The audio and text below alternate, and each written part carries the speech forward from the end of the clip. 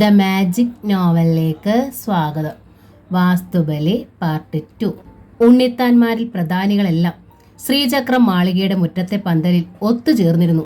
മജിസ്ട്രേറ്റായ വാസുദേവൻ, കളരി അഭ്യാസിയായ രാഘവൻ, പുഴയ്ക്കരികെ നിന്ന് 4-5 പേർ. ആ കൂട്ടത്തിൽ ചെറുപ്പക്കാരനും ഡോക്ടറുമായ ഉമാകാന്തനുമുണ്ട്. എല്ലാവരും സമ്പന്നർ, പലരും ഉയർന്ന ഉദ്യോഗസ്ഥർ, ഉന്നതങ്ങളിൽ പിടിപാടുള്ളവർ. ബാലരാമൻ ഉണ്ണിത്താൻ വിളിച്ചുകൂട്ടിയതാണ് എല്ലാവരെയും. എന്നാൽ ബാലരാമനെ പോലെ എടുത്തുചാട്ടക്കാരനോ ദുർനടപ്പുകാരോ ആയിരുന്നില്ല വന്നവരിൽ പലരും. തങ്ങളുടെ നിലയും വിലയും സൂക്ഷിക്കണമെന്ന് ആഗ്രഹിക്കുന്നവരും അതിന് ചേരാത്ത പ്രവൃത്തികളിൽ തങ്ങളിൽ നിന്നുണ്ടാവരുതെന്ന് നിർബന്ധമുള്ളവരുമാണ്. പ്രത്യേകിച്ചും മജിസ്ട്രേറ്റായ വാസുദേവൻ ഉണ്ണിത്താൻ. സാധാരണ നിസ്സാര കാര്യങ്ങൾക്കൊന്നും അദ്ദേഹം ഒരിടത്തും പോകാറില്ല. തൻ്റെ സ്ഥാനമാനങ്ങളെക്കുറിച്ച് തികച്ചും ബോധവാനാണ്. വിളിച്ചിരിക്കുന്നതാണെങ്കിൽ ബലരാമൻ.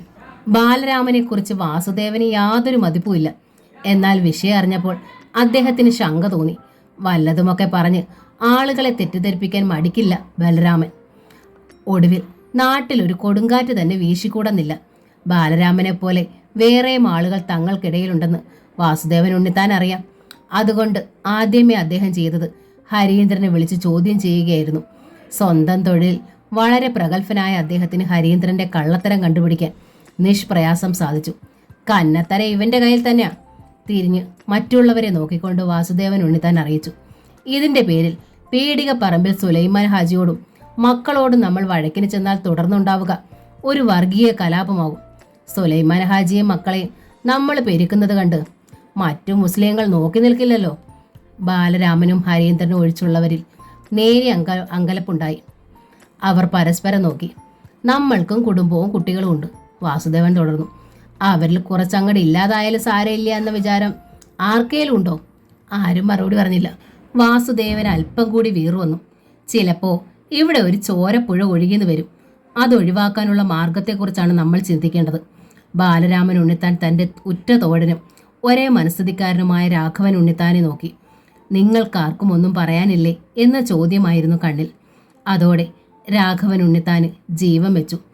അപ്പോ നമ്മൾ ഉണ്ണിത്താന്മാർക്കിടയിൽ ജീവിക്കേണ്ടേ വാസുവേട്ടാ? അയാൾ വാസുദേവൻ ഉണ്ണിത്താനോട് ചോദിച്ചു. ഉണ്ണിത്താന്മാർക്ക് മാത്രമല്ല, മറ്റുള്ളവർക്കും ഇവിടെ ജീവിക്കണം, വാസുദേവൻ ഉണ്ണിത്താൻ പറഞ്ഞു. സുലൈമാൻ ഹാജിയുടെ ചെക്കൻ നമ്മുടെ ഹരീന്ദ്രനെ തല്ലി എന്നതാണല്ലോ നമ്മുടെ ഇഷ്യൂ. ഹരീന്ദ്രനെ അബ്ദുള്ള തല്ലാൻ പാടില്ലായിരുന്നു. നമ്മൾ അതിനെ ചോദ്യം ചെയ്യേണ്ടതാണ്. പക്ഷേ ഭാഗ്യത്തിന് ഹരീന്ദ്രനിൽ നിന്ന് തന്നെ ആ സംഭവത്തിന്റെ യഥാർത്ഥ വിവരം എനിക്ക് കിട്ടി. സത്യത്തിൽ ഹരീന്ദ്രൻ തന്നെയാ ഇവിടെ കുറ്റക്കാരൻ. വഷളത്തരം പറഞ്ഞാൽ തല്ലാതെ പറ്റുമോ? വഷളത്തരം പറഞ്ഞാൽ ഉടനെ തല്ലുവോ? രാഘവൻ ഉണ്ണിത്താൻ ചോദിച്ചു. ഹരീന്ദ്രൻ എന്തെങ്കിലും പറഞ്ഞു വെച്ചാൽ അതേ നാണയത്തിൽ തന്നെ തിരിച്ചു കൊടുക്കാമായിരുന്നില്ലേ അവന്? കൈക്രിയ വേണോ? കൈക്രിയ ശരിക്കറിയാവുന്നവരാ നമ്മൾ. തെറിക്കുത്തരം മുറിപ്പത്തല്ല് നമുക്കിടയിലും ചൊല്ലുണ്ടല്ലോ. വാസുദേവൻ രാഘവനെ നോക്കി. ചിലതൊക്കെ കേട്ടാൽ അറിയാതെ കൈ പൊങ്ങിപ്പോവും. ഈ എന്നെ തന്നെ താൻ തല്ലും. വേണാച്ച നമുക്ക് പരീക്ഷിച്ചു നോക്കാം. രാഘവൻ ഉണ്ണിത്താന് ഉത്തരമുട്ടി. നമ്മൾ ഒരിക്കലും അന്ധമായി സ്വയം ന്യായീകരിക്കരുത്. അതാ സർവ്വ വഴക്കുകളുടെ റൂട്ട് കോസ്, വാസുദേവൻ ഉണ്ണിത്താൻ പറഞ്ഞു. എന്നുവെച്ച് ഈ പ്രശ്നം അങ്ങടെ അപ്പാടെ കുഴിച്ചു മൂടുന്നുമില്ല. മര്യാദയുടെ എന്തേലും വഴികൾ കിടപ്പുണ്ടോന്ന് നമുക്കൊന്ന് ആലോചിക്കാം. ആ വാചകം പൂർത്തിയാക്കും മുമ്പേ ശ്രീചക്രം മാളികയുടെ ഗേറ്റ് കടന്ന് സുലൈമാൻ ഹാജിയുടെ കാറ് വന്ന് മുറ്റത്ത് നിന്നു. പന്തലിലുണ്ടായിരുന്നവരിലെല്ലാം ഒരു ചലനമുണ്ടായി. എല്ലാവരും പരസ്പരം നോക്കി. ഹരീന്ദ്രന്റെ മുഖം മങ്ങി.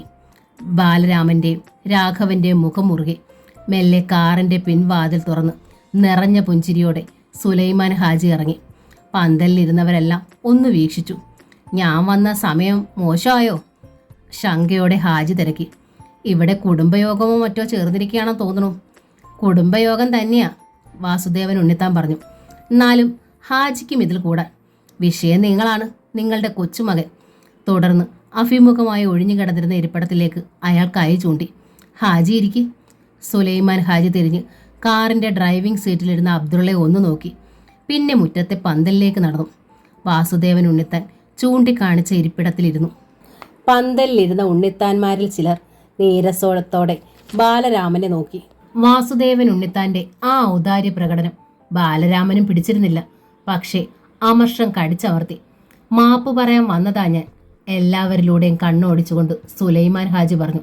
ചെറുക്കനെ കൊണ്ട് മാപ്പ് പറയിക്കാനും. അവന്റെ കയ്യിൽ നിന്ന് ഒരു തെറ്റ് സംഭവിച്ചു പോയി. വീണ്ടും വിചാരമില്ലാതെ പറ്റിയതാ. ഇവിടുത്തെ കുട്ടിയോട് ഒരിക്കലും അവൻ അങ്ങനെ ചെയ്യാൻ പാടില്ലായിരുന്നു. മൂത്താപ്പ ഇത്രയധികം താഴ്ന്നതിൽ അബ്ദുള്ളയ്ക്ക് അസഹ്യത അനുഭവപ്പെട്ടു. ഇരു കൈകളും സ്റ്റിയറിങ്ങിൽ കമഴ്ത്തി വെച്ച് അതിലേക്ക് മുഖമണച്ച് അയാൾ ഇരുന്നു. മാപ്പ് പറഞ്ഞതുകൊണ്ടായില്ല സുലൈമാൻ ഹാജി, രാഘവൻ ഉണ്ണിത്താൻ പറഞ്ഞു. മുഖമടച്ച് വീക്കിയിട്ട് മാപ്പ് പറഞ്ഞ ആ മാനക്കേട് തീരുമോ? ആ നൊമ്പരം മറക്കാൻ പറ്റുമോ? തിരിച്ചങ്ങോട്ടാണ് തന്നിരുന്നതെങ്കിൽ പോർക്കുവോ? അടി കൊണ്ടത് ഇവിടുത്തെ കുട്ടിക്ക, അടിച്ചത് നിങ്ങളുടെ ചെക്കനും. ഞങ്ങൾക്കതൊരിക്കലും മാപ്പാക്കാൻ പറ്റില്ല. എനിക്കത് മനസ്സിലാവണുണ്ട്. അങ്ങേയറ്റം വിനയത്തോടെയാണ് സുലൈമാൻ ഹാജി അറിയിച്ചത്. എന്നു മാത്രമല്ല, ഇങ്ങനെയൊക്കെ സംഭവിച്ചതിൽ വല്ലാത്ത വിഷമമുണ്ട്. ഈ കുടുംബത്തോടുള്ള എൻ്റെ കടപ്പാട് അതാണ്. എനിക്കും എൻ്റെ കുടുംബത്തിനും ഇവിടുന്നുണ്ടായിട്ടുള്ള സഹായങ്ങൾ ഒരു കാലത്തും ഞാൻ മറക്കേയില്ല. പകരം ഇങ്ങളുടെ എന്തെങ്കിലും ചെയ്യാൻ കഴിഞ്ഞിട്ടുണ്ടോയെന്ന് എനിക്കറിയില്ല. അതിൻ്റെ ഒന്നും കണക്കും എൻ്റെ കയ്യിലില്ല. ഇതൊക്കെ പറഞ്ഞിട്ട് എന്താ ഇപ്പം ഗുണം? ബാലരാമൻ ഉണ്ണിത്താൻ ശുണ്ടി വന്നു. ഗുണമില്ലെന്നറിയാം, സുലൈമാൻ ഹാജി സമ്മതിച്ചു. ഇനിയിപ്പം ഞാൻ എന്താ വേണ്ടതെന്ന് ഇവിടുന്ന് പറഞ്ഞു തന്നാൽ മതി. എന്ത് പ്രായശ്ചിത്തം ചെയ്യാനും ഞാൻ തയ്യാറാ. മാപ്പ് പറഞ്ഞതുകൊണ്ടോ ഏത്തമിട്ടതുകൊണ്ടോ പ്രായശ്ചിത്തമായി എന്തേലുമൊക്കെ കൊണ്ടുവന്ന് കാണിക്ക വെച്ചതുകൊണ്ടോ കാര്യമില്ല ഹാജി, ബാലരാമൻ പറഞ്ഞു. പിന്നെന്താ ഞാൻ വേണ്ടത്? ഇവിടെ നിന്നൊരാക്രമണം ഉണ്ടാവുമെന്ന് ഭയന്ന് ചന്തയിൽ ഞങ്ങളുടെ ആളുകൾ ഒരു പ്രത്യാക്രമണത്തിനുള്ള ഒരുക്കങ്ങൾ കൂട്ടുക. ദുരഭിമാനവും ദുർവാശിയും ഒക്കെ അവർക്ക് വലുത്. മനുഷ്യജീവനല്ല, ദേശത്തെ സമാധാനമല്ല, മനുഷ്യർക്കിടയിലെ സ്നേഹവും സൗഹാർദ്ദവുമല്ല. ഇവിടെ ഉള്ളവർക്കും അങ്ങനെ ഒരു വിചാരം വന്നാ ഈ നാട് കുട്ടിച്ചോറ. അതുകൊണ്ടാ ഞങ്ങളുടെ ആളുകൾ അറിയാതെ ചെക്കനെയും കൂട്ടി ഞാൻ ഇങ്ങ് വന്നത്. എത്ര നിർബന്ധിച്ചിട്ടും ഇവൻ്റെ മൂത്തോനെ പോലെ ഞാൻ കൂട്ടിയില്ല. ഇതിപ്പോൾ നമ്മൾ തമ്മിൽ തീർത്താൽ മതി. എനിക്ക് നിങ്ങൾ ഉണ്ണിത്താമാരല്ല, എൻ്റെ ആളുകളാ. ഹാജി പറയേണ്ടതിലും കാര്യമുണ്ട്. വാസുദേവൻ ഉണ്ണിത്താൻ മറ്റുള്ളവരെ നോക്കി. ഒരു കലാപമുണ്ടായ ഇരു കൂട്ടർക്കും ഉണ്ടാവും അതിൻ്റെ ദോഷം. അധികം പേരും ആ അഭിപ്രായത്തോട് യോജിക്കുന്ന മുഖഭാവം പ്രകടമാക്കി. എന്നാൽ ബാലരാമൻ്റെയും രാഘവൻ്റെയും മുഖങ്ങളിൽ പരിഹാസമായിരുന്നു. കലാപം ഉണ്ടാകുമെന്ന് വെച്ച് ആ ചെക്കൻ്റെ അഹമ്മതി ഞങ്ങൾ പൊറുക്കണോ? ബാലരാമൻ ചോദിച്ചു. എന്ന് ഞങ്ങൾ പറഞ്ഞില്ല, ഹാജി അറിയിച്ചു. ഇതൊരു വർഗീയ ലഹളയാക്കി മാറാതിരിക്കാൻ നമ്മൾ എന്തു വേണമെന്ന് പറഞ്ഞാൽ മതി. നിങ്ങൾ വേണേച്ചാ ഈ വയസ്സിൻ്റെ കരണത്തിട്ട് രണ്ട് തന്നോ, ഞങ്ങളുടെ ആൾക്കാർ അറിയരുതെന്നേ ഉള്ളൂ. അബ്ദുള്ളയിലൊരു ഞെട്ടലുണ്ടായി. അങ്കലാപ്പോടെ അയാൾ കാറിൻ്റെ ഡോർ തുറന്ന് വെളിയിലേക്ക് ഇറങ്ങി. മൂത്താപ്പയ്ക്കിട്ട് അടിക്കാൻ അയാൾ തയ്യാറാകുമോ? അതിൽ ഭേദം കലാപം തന്നെയാണെന്ന് അബ്ദുള്ളയ്ക്ക് തോന്നി. ഇയാളെ അടിച്ചതുകൊണ്ട് എനിക്കെന്താ മാനം? ഹരീന്ദ്രൻ ചോദിച്ചു. അവൻ എനിക്കിട്ടൊന്ന് തന്നെങ്കിൽ അവൻ്റെ കാരണത്ത് എനിക്ക് 10 പോയിക്കണം, എന്നാലേ പകരമാകൂ. മോൻ പറഞ്ഞത് കേട്ടല്ലോ. ബാലരാമൻ സുലൈമാൻ ഹാജിയെ നോക്കി. സമ്മതമാണോ ഹാജിക്ക്? സമ്മതമാ, സുലൈമാൻ ഹാജി കൂസൽ എണ്ണി പറഞ്ഞു. പക്ഷേ ഒരു നിബന്ധനയുണ്ട്. എൻ്റെ അബ്ദുള്ളയെ ഇവിടുത്തെ മോൻ അടിക്കണമെങ്കിൽ അവർ രണ്ടുപേരെയും വിളിച്ചു നിർത്തി അന്ന് നടന്നത് എന്താണെന്ന് ചോദിച്ചറിയണം. ഈ മജിസ്ട്രേറ്റ് അദ്ദേഹത്തെ എനിക്ക് വിശ്വാസമാണ്. അദ്ദേഹം ചോദിച്ചാൽ മതി. തെറ്റേത് പക്ഷത്തുനിന്നുണ്ടായതെന്ന് അറിയാമല്ലോ. ബാലരാമൻ്റെ മുഖം ചുവന്നു. അങ്ങനെ പരസ്യ വിചാരണയൊന്നും വേണ്ട, അത് ഞാൻ സമ്മതിക്കില്ല. അങ്ങനെ വാദിയെയും പ്രതിയെയും നിർത്തി ഒരു വിചാരണ നടത്തിയാൽ ഹരീന്ദ്രന്റെ കൊള്ളരായ്മ വെളിയിൽ വരുമെന്ന് അയാൾക്ക് ഉറപ്പുണ്ടായിരുന്നു. വിചാരണയില്ലാതെ എങ്ങനെ കുറ്റം തീർപ്പാക്കുക? ഹാജി ചോദിച്ചു. കുറ്റം തീർപ്പാക്കാതെ എങ്ങനെ ശിക്ഷിക്കുക? ഇവിടെ കൂടിയിരിക്കണവരെല്ലാം ഇവിടുത്തെ ആളുകളാ. ഞങ്ങളുടെ പക്ഷത്ത് ഞാനും എൻ്റെ ചെക്കനും മാത്രം. എന്നിട്ടും വിചാരണ നിങ്ങൾക്ക് പേടിയാ? ഇപ്പോൾ ഹാജി പറഞ്ഞത് ന്യായം. അഭിപ്രായപ്പെട്ടത് ഡോക്ടർ ഉമാകാന്തനാണ്. തങ്ങളുടെ പക്ഷത്ത് നിന്ന് തന്നെ ഹാജിയെ പിന്തുണയ്ക്കുന്നവരുണ്ടെന്ന് മനസ്സിലായപ്പോൾ ബാലരാമൻ്റെ പത്തി ഒന്ന് താണു. രാഘവൻ ഉണ്ണിത്താനും വല്ലാതായി. വിചാരണ കൂടാതെ എൻ്റെ അബ്ദുള്ളയുടെ മേത്ത് തൊടാൻ ഞാൻ സമ്മതിക്കൂല. സുലൈമാൻ ഹാജിയുടെ ശബ്ദം മുറുകി. അത് വേറെ കാര്യം. കുറ്റം ചെയ്യാതെ ശിക്ഷിക്കാൻ 2 പേർക്കേ അവകാശമുള്ളൂ. പോറ്റുന്ന ബാപ്പയ്ക്കും പെറ്റുമ്മായ്ക്കും. അവൻ്റെ ബാപ്പ മയ്യത്തായി, പിന്നുള്ളത് ഉമ്മയാ. ഒന്ന് നുള്ളി നോവിച്ചിട്ടല്ല അവള്. മൂത്താപ്പയെ ഞാനും അതിന് മുതിർന്നിട്ടില്ല. അപ്പോൾ ഒരു കൂട്ടിച്ചോദ്യമില്ലാതെ തിരിച്ചടിക്കാൻ പറ്റില്ലെന്ന ഹാജി പറയണത്? രാഘവൻ ഉണ്ണിത്താൻ ചോദിച്ചു. അതെ, അത് തന്നെയാ, ഹാജി പറഞ്ഞു. അതല്ല, വാശി തീർക്കാൻ നിങ്ങൾക്ക് അവനെ അടിച്ചേ പറ്റുള്ളൂ എന്ന് വെച്ചാൽ അവൻ്റെ ഉമ്മച്ചിയുടെ സ്ഥാനത്ത് നിന്ന് ഇവിടുത്തെ കുഞ്ഞമ്മയ്ക്കടിക്കാം. കാരണത്ത് തന്നെ കൊടുത്തോട്ടെ. 1 or 10 എത്രയാച്ചാൽ അവൻ എതിര് പറയില്ല. അകത്തെ വാതിൽ വിരിക്ക് പിന്നിൽ നിന്ന് എല്ലാം കേൾക്കുന്നുണ്ടായിരുന്നു ചന്ദ്രലേഖ കുഞ്ഞമ്മ. പൊടുന്നനെ ആ നെഞ്ചകം വല്ലാതെ മിടിക്കാൻ തുടങ്ങി, ദേഹം തളരാനും. ബാലരാമനും രാഘവനുമടക്കം ചിലർ ഇരുന്നിടത്ത് രഹസ്യമായി കൂടിയാലോചിച്ചു. ബാലരാമൻ ഒഴിച്ചുള്ളവരെല്ലാം ഒത്തുതീർപ്പ് തന്നെയാണ് ആഗ്രഹിച്ചത്. ഉണ്ണിത്താന്മാർ തോൽക്കാനോ മാനം കെടാനോ പാടില്ലെന്ന് മാത്രം. ഉടക്കിയാൽ രണ്ടു കൂട്ടർക്കും ദോഷമാണെന്നും അവർക്കറിയാം.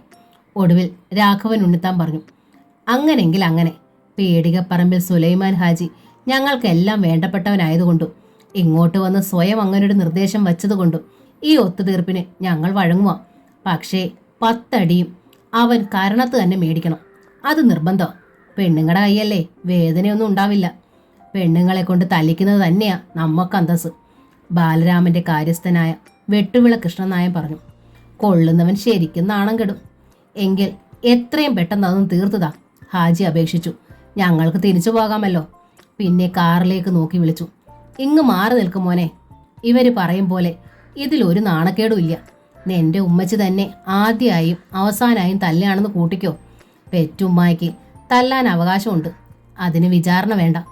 അബ്ദുള്ളയ്ക്ക് ആ തീരുമാനത്തോട് ഒട്ടും യോജിപ്പില്ലായിരുന്നു. എങ്കിലും മൂത്താപ്പ് പറഞ്ഞത് അയാൾ അനുസരിച്ചു. പന്തലിലേക്ക് നീങ്ങി നിന്നു. ഹരീന്ദ്രൻ മുഖം വെട്ടി തിരിച്ചുകൊണ്ട് പന്തലിൽ നിന്നും വീടിനകത്തേക്ക് കയറിപ്പോയി. ചന്ദ്രു, ബാലരാമൻ ഉണ്ണിത്താൻ എഴുന്നേറ്റ് നിന്ന് അകത്തേക്ക് നോക്കി വിളിച്ചു. വിളി പലകുറി ആവർത്തിച്ച ശേഷമാണ് ചന്ദ്രലേഖ പൂമുഖത്തേക്ക് ഇറങ്ങി വന്നത്. വീതി കസവുള്ള നേരിയതണിഞ്ഞ് പിന്നിൽ വിടർത്തിയിട്ട നീൾമുടിയിൽ മുല്ലമാല ചൂടിയ സൗന്ദര്യ റാണി. സൗന്ദര്യവും തൻ്റെയോടും കൊട്ടാരത്തിൽ കുഞ്ഞമ്മമാരുടെ പാരമ്പര്യമാണ്. എന്നാലും ഇങ്ങനൊരു സുന്ദരി ഈ തലമുറയിൽ വേറെയില്ല. 40 കഴിഞ്ഞൊന്ന് കാഴ്ചയ്ക്ക് തോന്നില്ല. ആ രൂപത്തിലായിരുന്നു എല്ലാ കണ്ണുകളും. വാസുദേവൻ ഉണ്ണിത്താൻ കാര്യം വിശദമാക്കി. ആ നിമിഷം തന്നെ ചന്ദ്രലേഖ നിഷേധിച്ചു. എനിക്ക് വയ്യ. സുലൈമാൻ ഹാജി ഇങ്ങടെ നിർദ്ദേശിച്ചതാ, രാഘവൻ ഉണ്ണിത്താൻ അറിയിച്ചു. ചെയ്ത തെറ്റവർക്ക് ബോധ്യമായി. ശിക്ഷ ഏൽക്കാൻ തയ്യാറുമാ. പിന്നെന്തിനാ ചന്ദ്രു മടിക്കണത്? ഇത് ഇങ്ങനെ അങ്ങ് തീരണതാ നല്ലത്. ഇല്ലെങ്കിൽ ഇതൊരു സമുദായ വഴക്കായി തീരും. ഹരിക്കുട്ടനെ കൊണ്ട് തന്നെ അടുപ്പിക്കണമെന്ന വാശിയിലായിരുന്നു ഞാൻ, ബാലരാമൻ ഉണ്ണിത്താൻ പറഞ്ഞു. ഇലയ്ക്കും മുള്ളിനും കേടുവരണ്ടാന്ന് കരുതി ഈ ഒത്തുതീർപ്പിന് ഞാനങ്ങ് സമ്മതിച്ചെന്നേ ഉള്ളൂ. നീ അതിന് തയ്യാറായില്ലെങ്കിൽ ഞാനത് ഏറ്റെടുക്കാം. എൻ്റെ മകൻ്റെ മേത്ത് കൈവച്ചവനെ വെറുതെ വിടാൻ ഏതായാലും തീരുമാനിച്ചിട്ടില്ല. വേണ്ട, ചന്ദ്രലേഖ തടഞ്ഞു. ഞാൻ തന്നെ ആ പാപമേറ്റോളാം. ഒതുക്കുകൾ ഇറങ്ങി അവർ മുറ്റത്തെ പന്തലിൽ നിൽക്കുന്ന അബ്ദുള്ളയുടെ അരികിലെത്തി. കാഴ്ച കാണാനായി പലരും എഴുന്നേറ്റ് നിന്നു. സുലൈമാൻ ഹാജി വിഷമത്തോടെ മുഖം തിരിച്ചു പിടിച്ചു. ചന്ദ്രലേഖ സങ്കടത്തിൽ അബ്ദുള്ളയെ നോക്കി. ക്ഷമിക്കൂ കുട്ടി, ഒരു ചേരിപ്പോരും ലഹളയും ഉണ്ടാവണ്ടെന്ന് കരുതി മാത്രമാ. നിന്നെ ശിക്ഷിക്കാനുള്ള യാതൊരു അർഹതയും എനിക്കില്ല. ഇതിൻ്റെ പേരിൽ എത്ര ക്ഷേത്രങ്ങളുടെ നടക്കൽ ചെന്ന് ഞാൻ ഏത്തമിടേണ്ടി വരുമെന്നും അറിയില്ല. പെട്ടെന്ന് അവർ കണ്ണുകൾ അടച്ചു. കൈ വലിച്ച് അബ്ദുള്ളയുടെ മുഖത്തൊന്നടിച്ചു. പിന്നെ ഒരു പൊട്ടിക്കരച്ചിലൂടെ കണ്ണുകൾ തുറന്ന് അയാളെ കെട്ടിപ്പിടിച്ച് അടിച്ച കവിളിൽ ചുംബിച്ചു. മതി, പൊയ്ക്കോ. അബ്ദുള്ളയെ തള്ളി മാറ്റിയിട്ട് ചന്ദ്രലേഖ തിരിഞ്ഞകത്തേക്കോടി. ബാലരാമൻ്റെയും രാഘവൻ്റെയും മുഖങ്ങൾ ചുവന്നു. മറ്റുള്ളവർ സ്തബ്ധരായി നിന്നു. സുലൈമാൻ ഹാജി എഴുന്നേറ്റ് വന്ന് അബ്ദുള്ളയുടെ കൈ പിടിച്ചു. വാ മോനെ, പോകാം. രണ്ടുപേരും ചെന്ന് കാറിൽ കയറി. രാത്രി 10 മണി കഴിഞ്ഞു. സുലേഖ ബീവിയും മൂത്ത മകൻ ഹാജിയും മകൾ സുറുമിയും പീടികപ്പറമ്പിൽ വീടിന്റെ മുറ്റത്തിറങ്ങി നിൽക്കുകയായിരുന്നു. സുലൈമാൻ ഹാജിയും അബ്ദുള്ളയും മടങ്ങി വരാൻ വൈകും തോറും സുലേഖ ബീവിക്ക് ആദിയായി. എൻ്റെ റബ്ബേ, എന്താണ് ഇവർ വരാൻ ഇങ്ങനെ വൈകണത്? ബാക്കിയുള്ളവരുടെ നെഞ്ചിപ്പം പൊട്ടുമല്ലോ. ചെല്ലണ്ടാന്ന് മൂത്താപ്പ് പറഞ്ഞെങ്കിലും നിനക്കൂടൊന്ന് പൊയ്ക്കൂടായിരുന്നോ മോനെ? അവർ വിഷമത്തിൽ ഹാജിയെ നോക്കി. അവിടെ ചെന്നിനി വല്ല വഴക്കും വക്കാണോ ഉണ്ടാക്കിയോ? ബാപ്പാടെ കാര്യത്തിൽ എനിക്ക് പേടിയൊന്നുമില്ല. വെട്ടാൻ വരണ പോത്തും ആ വർത്തമാനം കേട്ടാൽ ഒന്നു നിൽക്കും. അബ്ദുള്ള കുട്ടീൻ്റെ സ്വഭാവത്തിലേ ഉള്ളൂ എനിക്ക് വിശ്വാസക്കുറവ്. ആ ഉണ്ണിത്താനാണെങ്കിലും ഒരു ജാതി മനുഷ്യൻ. അല്ല, അയാൾ വിവരമുള്ളവനാണെങ്കിൽ ഇതിൻ്റെ ആവശ്യം വരുമോ? ഉമ്മച്ചിയുടെ ജൽപ്പനങ്ങളൊന്നും കേട്ടതായി നടിച്ചില്ല ഹാജ. അയാളുടെ ദേഷ്യം മൂത്താപ്പയോടായിരുന്നു. വെട്ടുപോത്തിൻ്റെ അടുത്താ വേദമോതാൻ പോയിരിക്കുന്നത്. അയാൾ വാച്ചിലേക്ക് നോക്കി. അരമണിക്കൂർ കൂടി കാക്കാമെന്ന് വിചാരിച്ചു. എന്നിട്ട് കാണുന്നില്ലെങ്കിൽ നേരെ ശ്രീചക്രം മാളികയിലേക്ക് ചെല്ലുക തന്നെ. തനിച്ചായിരിക്കില്ലെന്ന് മാത്രം. മുറ്റത്തൂടെ അങ്ങിങ്ങ് ഉലാത്താൻ തുടങ്ങി ഹാജ. പെട്ടെന്നാണ് സുറുമി വിളിച്ചു പറഞ്ഞത്, ദേണ്ടുമ്മച്ചി വരണു. ഹാജ ഞെട്ടി തിരിഞ്ഞു. ഗേറ്റ് കടന്ന് കാർ വന്ന് പോർച്ചിൽ നിന്നു. എൻ്റെ റബ്ബിൽ അലമിനായ തമ്പുരാനെ. നെഞ്ചിൽ കൈകൾ വെച്ച് സുലേഖ ബേബി ആശ്വാസത്തിൻ്റെ നിശ്വാസം അയച്ചു. കാറിൽ നിന്ന് ആദ്യം പുറത്തു വന്നത് സുലൈമാൻ ഹാജിയായിരുന്നു. ഒന്നും സംഭവിച്ചിട്ടില്ലാത്ത മട്ടിൽ അയാൾ മകളെ നോക്കി മന്ദഹസിച്ചു. ഈ നേരം വരെ എന്തെടുക്കുമായിരുന്നു അവിടെ? സുലേഖ ബീവി ബാപ്പയോട് തിരക്കി. എൻ്റെ നെഞ്ചിൽ പഞ്ഞി വെച്ചാൽ കത്തുമായിരുന്നു. എങ്ങടൊക്കെ നേർച്ച നേർന്നെന്ന് എനിക്ക് തന്നെ കണക്കില്ല. അതിന് നിന്റെ നെഞ്ചിലെപ്പോഴാ തണുപ്പും സമാധാനമായിട്ടുള്ളത്? ചിരിയോടെ സുലൈമാൻ ഹാജി ചോദിച്ചു. കുട്ടിക്കാലത്ത് പോലും പരിഭ്രമവും പേടി ഒഴിഞ്ഞ നേരെ ഉണ്ടായിരുന്നില്ലല്ലോ. ബാക്കിയുള്ളവരെങ്ങാൻ കൊച്ചിക്ക് പോയി തിരികെ വരാൻ 1 മണിക്കൂർ വൈകിയാൽ മതി. നേർച്ച എന്തുമാത്രം നേർത്തു കൂട്ടുമായിരുന്നു നീ. ഇനിയിപ്പോൾ അത് പറഞ്ഞാൽ മതി, സുലേഖ ബീവി പരിഭവിച്ചു. പിന്നെ കാറിനുള്ളിലേക്ക് എത്തി നോക്കി. ഈ ചെക്കൻ എന്താണ് ഇറങ്ങി വരാത്തത്? മോനെ അബ്ദുള്ള. അവർ ചെന്ന് കാറിന്റെ വാതിൽ തുറന്നു. അബ്ദുള്ള പുറത്തേക്ക് ഇറങ്ങി വന്നു. ഇവൻ എന്തു പറ്റി? നനഞ്ഞ കോഴിയുടെ മാതിരി. സുലേഖ തിരിഞ്ഞ് ബാപ്പയെ നോക്കി. അവിടെ ചെന്നിട്ട് എന്താ ഉണ്ടായെന്ന് ബാപ്പ പറഞ്ഞില്ലല്ലോ. ഒന്നും ഉണ്ടായില്ല എൻ്റെ സുലു. ഒതുക്കുകൾ കയറി ചെന്ന് സുലൈമാൻ ഹാജി പൂമുഖത്തെ തന്റെ ചാരു കസേരയിൽ കയറി കിടന്നു. അബ്ദുള്ളയുടെ കൈ പിടിച്ച് സുലേഖ ബീവിയും പുറകെ ചെന്നു. തൊട്ട് പിന്നിലായി ഹാജയും സുറുമിയും. പിന്നെ ഇവന്റെ മോറെന്താ ഇങ്ങനെ കുത്തി വീർത്തിരിക്കണത്? അബ്ദുള്ളയെ ചൂണ്ടി സുലേഖ ബീബി ബാപ്പയോട് ആരാഞ്ഞു. അവരെന്റെ കുട്ടീനെ വല്ലതും ചെയ്തോ? അത് പറ ആദ്യം. സുലൈമാൻ ഹാജി വീണ്ടും മകളെ നോക്കി ചിരിച്ചു. പിന്നെ ശ്രീചക്രം മാളികയുടെ മുറ്റത്ത് അരങ്ങേറിയ നാടകം അതേപോലെ പുനരാവിഷ്കരിച്ചു. ബാപ്പ ഇതെന്താ ഈ പറയണത്? സുലേഖ ബീവി പൊട്ടിത്തെറിച്ചു. ഇതിനാണോ ഞാൻ കൂടെ പറഞ്ഞയച്ചത്? എൻ്റെ കുട്ടീനെ തല്ലാൻ ഈ ഭൂമിയിൽ ഒരുത്തർക്കും അവകാശമില്ല. ഏത് മാളികയിലെ കുഞ്ഞമ്മയായാലും സുലേഖ അത് സമ്മതിക്കില്ല. അവർ അബ്ദുള്ളയെ കെട്ടിപ്പിടിച്ചു. സ്നേഹത്തോടെ ആ കവിളത്ത് തലോടി ഉമ്മ വെച്ചു. എന്നാലും വല്ലാത്തൊരു ചേത്തായിപ്പോയി. ചുകന്ന് തിണർത്ത് പോയില്ലേ മോറ്? ഒരു പെറ്റുമ്മയ്ക്ക് സഹിക്കൂ ഇത്? പെറ്റുമ്മ എന്ന പദം കേട്ട് സുലൈമാൻ ഹാജി മകളെ ഒന്ന് നോക്കി. സുലേഖ ബീവി അബ്ദുള്ളയെ ചേർത്ത് പിടിച്ചുകൊണ്ട് അകത്തേക്ക് പൊയ്ക്കളഞ്ഞു. പുറകെ സുറുമിയും പോയി. ഉദ്ദേശം എന്തു തന്നെയായാലും ആ സ്ത്രീ അബ്ദുള്ളയെ അടിക്കാൻ സമ്മതിക്കരുതായിരുന്നു മൂത്താപ്പ. ഹാജ പറഞ്ഞു. ആരേലും കേട്ടാൽ എന്ത് നാണക്കേടാ. കുറ്റം ചെയ്തത് ആ ചെക്കൻ, ശിക്ഷിക്കപ്പെട്ടത് ഇവനും. ഒരു കാരണത്തടിച്ചാൽ മറ്റേ കാരണം കാണിച്ചു കൊടുക്കണമെന്നായിരിക്കും മഹാത്മാഗാന്ധിയുടെ ആദർശവും വെച്ചുകൊണ്ടിരിക്കുക മുത്താപ്പ ഇപ്പോഴും. എന്തുകൊണ്ടാ ഞാൻ അതിന് സമ്മതിച്ചതെന്ന് നീ എന്താ മോനെ മനസ്സിലാക്കാത്തത്? ഹാജി ചെറുമോനെ നോക്കി. ബാലരാമന്റെയും മകന്റെയും ആഗ്രഹം ഇവനെ തിരിച്ചടിക്കണമെന്നായിരുന്നു. അത് നമുക്ക് സമ്മതിക്കാൻ പറ്റുന്ന കാര്യമല്ലല്ലോ. അപ്പോൾ പിന്നെ തുറന്നൊരു യുദ്ധം വേണ്ടിവരും. അത് ഒഴിവാക്കാൻ വേണ്ടിയാ അത്ര നിർബന്ധാച്ച ആ കുഞ്ഞമ്മ അവനെ അടിച്ചോട്ടെന്ന് ഞാൻ അങ്ങോട്ട് നിർദ്ദേശിച്ചത്. നിന്റെ ഉമ്മച്ചിയുടെ പ്രായക്കാരിയല്ലേ? അല്ലേലും അവരൊന്ന് അടിച്ചെന്ന് വെച്ച് അവനൊരു നാണക്കേടും വരാനില്ല. നിനക്കത് മനസ്സിലാകാത്ത കാര്യ. ആലോചിച്ചാ നിന്റെ ഉമ്മച്ചിക്കത് മനസ്സിലാവും. സഹിക്കാൻ പറ്റൂലെന്നേ ഉള്ളൂ. എന്നുവെച്ചാ അവളവനെ നുള്ളി നോവിച്ചിട്ടുണ്ടോ? നാളെ നേരം പുലരുമ്പോഴറിയാം ദേശക്കാരെന്തൊക്കെയാ ഇതേക്കുറിച്ച് പറയണതെന്ന്. ദേശക്കാരെന്ത് പറയാനാ? സുലൈമാൻ ഹാജി ചിരിച്ചു തള്ളി. ഉമ്മാനെ കൊന്നാലും ഉണ്ടാകും 2 പക്ഷം. നമ്മൾ അതിനൊന്നും ചെവി കൊടുക്കാൻ പോണ്ട ഹാജ. അതോടെ ഹാജയും തിരിഞ്ഞ് അകത്തേക്ക് കയറിപ്പോയി. ഹാജയുടെ ശങ്ക ശരിയായിരുന്നെന്ന് പിറ്റേന്ന് തെളിഞ്ഞു. സമുദായ അംഗങ്ങളിൽ പലരും സുലൈമാൻ ഹാജിയെ കാണാൻ പീടികപ്പറമ്പിലെത്തി. ആദ്യം വന്നത് മൊയ്തീൻ മൊല്ലാക്കയായിരുന്നു. ഇതെന്തൊക്കെയായി കേൾക്കണതെന്റെ ഹാജി? കയറി വരും വഴി തന്നെ മൊല്ലാക്ക വിളിച്ചു ചോദിച്ചു. ഈ ദേശത്തൂടെ തല നിവർത്തി നടക്കാൻ പറ്റണില്ലല്ലോ. എന്തേ മൊല്ലാക്ക? ഒന്നും അറിയാത്ത മട്ടിൽ സുലൈമാൻ ഹാജി തിരക്കി. നിങ്ങൾ നിങ്ങളുടെ കൊച്ചുമോൻ അബ്ദുള്ള കുട്ടിയെ വിളിച്ചുകൊണ്ട് പോയി ഉണ്ണിത്താന്മാർക്ക് തല്ലാൻ പിടിച്ച് കൊടുത്തിരിക്കുന്നു എന്ന് കേൾക്കണമല്ലോ. എന്നിട്ട് അവന്മാര് മാറി മാറി അവന്റെ കർണത്ത് തച്ചൂന്നും. ആരെ ഇതൊക്കെ പറഞ്ഞത്? ഉണ്ണിത്താന്മാരുടെ ആളുകൾ തന്നെ പറഞ്ഞു നടക്കുന്നത്. ശുദ്ധ നുണയാ. അങ്ങനെ പറയുകയെ നിവൃത്തി ഉണ്ടായിരുന്നുള്ളൂ. അപ്പോ ശ്രീചക്രം മാളികയിൽ നിങ്ങൾ പോയിട്ടില്ലല്ലേ? മൊല്ലാക്ക തിരക്കി. പോയി എന്നത് നേര്. സുലൈമാൻ ഹാജി സമ്മതിച്ചു. അബ്ദുള്ളയുടെ പേരിൽ തെറ്റൊന്നുമില്ലാന്ന് ബോധ്യപ്പെടുത്തി പിണക്കവും മാറ്റി തിരിച്ചു പോന്നു. അത്ര തന്നെ. കള്ളമാണ് പറഞ്ഞത്. കുഞ്ഞമ്മയെ കൊണ്ട് അബ്ദുള്ളയെ അടിക്കാൻ അനുവദിച്ചത് മറ്റുള്ളവർക്ക് ശരിയായി തോന്നില്ലെന്ന് ഹാജിക്ക് തീർച്ചയുണ്ടായിരുന്നു. പ്രത്യേകിച്ചും തങ്ങളുടെ സമുദായ അംഗങ്ങൾക്ക്. അപ്പോൾ അത് വീണ്ടും ഒരു അഭിമാന പ്രശ്നമായി മാറും. മറ്റുള്ളവരുടെ ഉള്ളിൽ അത് കനലായി കിടന്ന് എരിയുകയും ചെയ്യും. എന്നാലും നിങ്ങൾ 2 ആളും തനിച്ചു പോയത് ശരിയായില്ല. നമ്മുടെ കൂട്ടത്തിൽ നിന്ന് കൊള്ളാവുന്ന ആരെങ്കിലും കൂടെ കൊണ്ടുപോകാമായിരുന്നില്ലേ? അബ്ദുള്ളാനെ തല്ലിയെന്ന് ഇവർ പറയണു. ഇല്ലാതെ ഞങ്ങളിൽ ഏത് വിശ്വസിക്കും? ഇതിപ്പോ പീടികപ്പറമ്പിൽ കുടുംബത്തിന്റെ മാത്രം പ്രശ്നമല്ല, ഇവിടുത്തെ ഇസ്ലാമുകളുടെ മൊത്തം അഭിമാന പ്രശ്നമാണ്. അത് മൊല്ലാക്കയുടെ മാത്രം അഭിപ്രായമായിരുന്നില്ല. വിവരം തിരക്കി വന്നവരെല്ലാം അത് തന്നെ പറഞ്ഞു. അതിപ്പം ഇങ്ങനെ അങ്ങ് പോട്ടെ. ക്ഷമാപണത്തിൽ സുലൈമാൻ ഹാജി അറിയിച്ചു. ഇനി അങ്ങോട്ട് നിങ്ങളോട് ആരോടും ആലോചിക്കാതെ ഞാൻ ഒന്നിനും ഇടപെടണില്ല. ഏതായാലും അബ്ദുള്ള അവരൊന്നും ചെയ്തിട്ടില്ല എന്ന് അവൻ്റെ മുഖത്ത് നോക്കിയാൽ അറിയാലോ.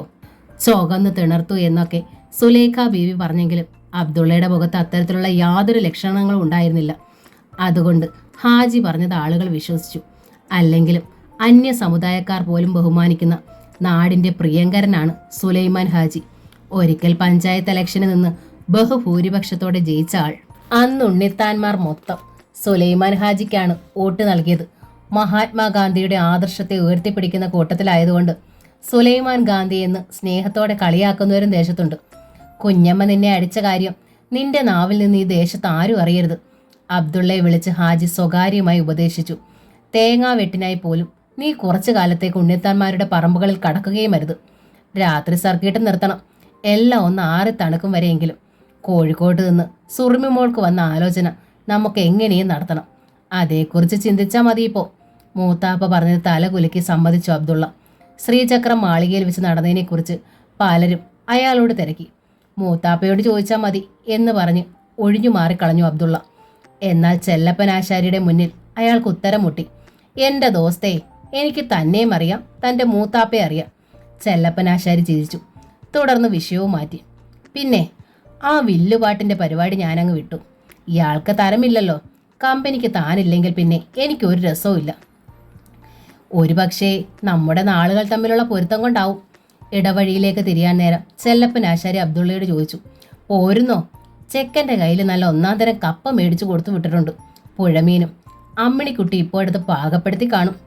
കൊച്ചു വീട്ടിൽ പോകരുതെന്ന് ഉമ്മച്ചി വിലക്കിയ ശേഷം അബ്ദുള്ള ആ പടി കടന്നിട്ടേ ഇല്ല. ഉമ്മച്ചിയെ നിഷേധിക്കാൻ വയ്യ.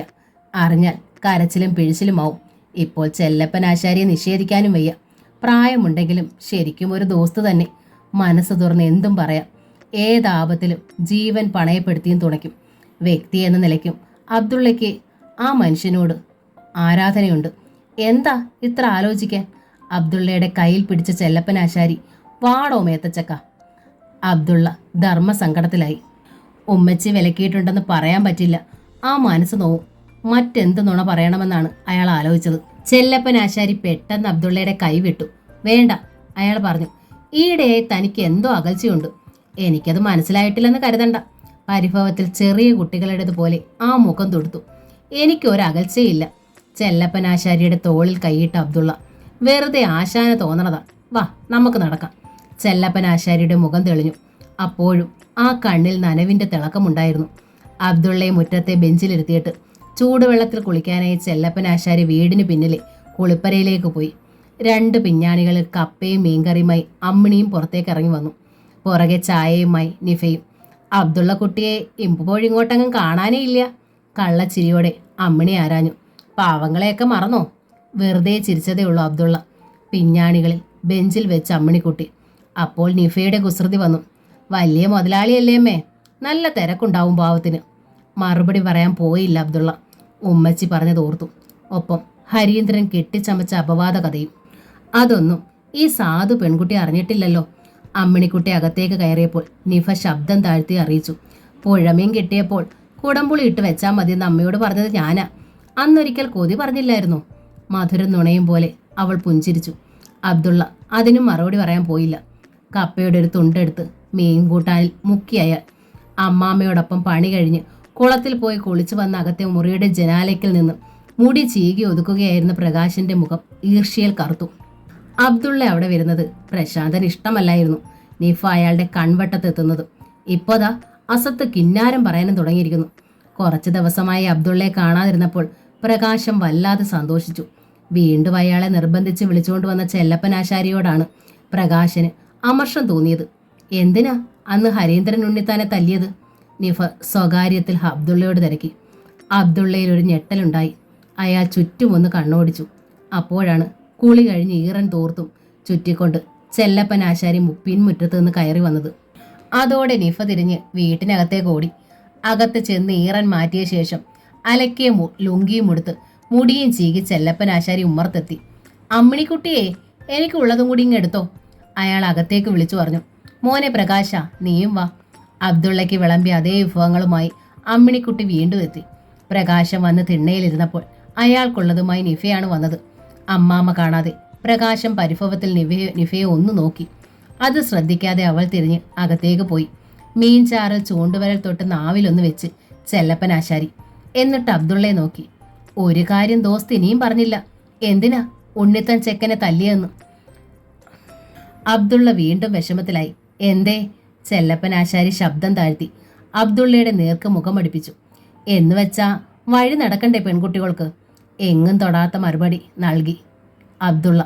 സുറുമി മോള് വല്ലതും പറഞ്ഞോ? ചെല്ലപ്പൻ ആശാരി ചോദിച്ചു. നിഫയുടെ കാര്യം പറഞ്ഞാൽ ആശാൻ ഉളിയെടുക്കുമെന്ന് അബ്ദുള്ളയ്ക്കറിയാം. അതുകൊണ്ട് അയാൾ സമ്മതഭാവത്തിൽ മെല്ലെ തലയാട്ടി. മോൻ വിഷമിക്കണ്ട. ചെല്ലപ്പൻ ആശാരി ആ ചുമലിൽ തട്ടി. ഞാൻ പരിഹാരം ഉണ്ടാക്കാം. ആശാരി ഉണ്ണിത്താനും തമ്മിൽ ഉടക്കിയെന്ന് വെച്ച് വർഗീയ ലഹളയൊന്നും ഉണ്ടാവില്ലല്ലോ. അബ്ദുള്ള ശരിക്കും ധർമ്മസങ്കടത്തിലായി. 2-3 കഷ്ണം കപ്പ കൂടി തരട്ടെ എന്ന അന്വേഷണവുമായി അമ്മിണിക്കുട്ടി ഇറങ്ങി വന്നതോടെ ആ സംസാരം നിലച്ചു. ആ ഞായറാഴ്ച സുറുമിയെ കാണാൻ കോഴിക്കോട്ട് നിന്ന് ആൾ വന്നു. സുമുഖനായൊരു എഞ്ചിനീയർ. പേര് സാദിഖ് റാവുത്തർ. വെള്ള ജുബയും ധോത്തിയും അണിഞ്ഞ് കാറിൽ നിന്നിറങ്ങിയ സുന്ദരനായ ചെറുപ്പക്കാരനെ കണ്ടപ്പോഴേ സുലൈമാൻ ഹാജിയുടെ ഉള്ളു കുളിർത്തു. കൂടെ മറ്റൊരു ചെറുപ്പക്കാരനും ഇറങ്ങി. പാൻസും ഷർട്ടുമായിരുന്നു അയാളുടെ വേഷം. എന്തുകൊണ്ടോ അതല്ല പയ്യനെന്ന് ഹാജിക്ക് തോന്നി. പയ്യന്റെ സ്നേഹിതനാവും. പിന്നിലെ സീറ്റിൽ നിന്നും പുറത്തു വന്ന സുന്ദരിയായ പ്രൗഢ അമ്മ തന്നെ. ശിരസിലൂടെ വലിച്ച് പുതച്ചിട്ടിരിക്കുന്ന വില കൂടിയ സാരി ഊർന്നു വീണപ്പോൾ കാതിലും കഴുത്തിലും അണിഞ്ഞിരുന്ന സ്വർണ്ണ പണ്ടങ്ങളുടെ മുഴുപ്പും തിളക്കവും വ്യക്തമായി. അകത്തെ ജനാലയിലൂടെ സുലൈഖ ബീവിയോടൊപ്പം നോക്കി നിന്നിരുന്ന പാത്തുമ്മ അതിശയത്തിൽ മൂക്കത്ത് വിരൽ വെച്ചു. പിന്നെ തിരിഞ്ഞ് തല കുലുക്കിക്കൊണ്ട് സുലൈഖ ബീവിയെ നോക്കി. സുറുമി മോൾക്ക് ഇപ്പോഴുള്ള വണ്ടങ്ങളൊക്കെ മതിയോ സുലൈഖ ബീവിയെ? നോക്കിക്കോ, ഒരു 150 പവൻ തികച്ച് മേടിച്ചാലും ഈ മാമിയോടൊപ്പം നിൽക്കാൻ പറ്റൂലാട്ടോ. ചുമട്ടുകാരൻ ഹൈദ്രോസിക്കയുടെ കിട്ടിയോളാണ് പാത്തുമ്മ. അടുക്കളയിൽ അവരാണ് സുലൈഖ ബീബിയെ സഹായിക്കുന്നത്. നേരം വെള്ള കീറും മുമ്പേ അന്തി മയങ്ങുമ്പോഴേ തിരികെ സ്വന്തം പുരയിലേക്ക് പോകും. പെണ്ണ് കാണലിനെത്തുന്നവരെ പ്രതീക്ഷിച്ച് രാവിലെ 8:30 മുമ്പേ സകല പണിയും പാത്തുമ്മ തീർത്തു. പത്തിരി, കോഴി, നെയ്ച്ചോറ്, ബിരിയാണി പ്രിയർക്ക് വേണ്ടി സ്പെഷ്യൽ മട്ടൺ ബിരിയാണി എല്ലാം റെഡി. പയ്യനും സ്നേഹിതനുമേ വരൂ എന്ന വിചാരത്തിൽ വീട്ടുവേഷത്തിലാണ് സുലൈഖ ബേബി നിന്നിരുന്നത്. കാറിൽ നിന്നിറങ്ങിയ സുന്ദരിയായ സ്ത്രീയെ കണ്ടതോടെ ഞാനൊന്ന് സാരി മാറ്റട്ടെ താത്ത എന്ന് പറഞ്ഞ് സുലൈഖ ബേബി തിരിഞ്ഞ് തെക്കേ അറയിലേക്ക് ഓടി. അവിടെയാണ് കൂട്ടുകാരികൾ സുറുമി ഒരുക്കിയിരുന്നത്. അയൽപ്പക്കങ്ങളിലെ കുട്ടികളാണ്.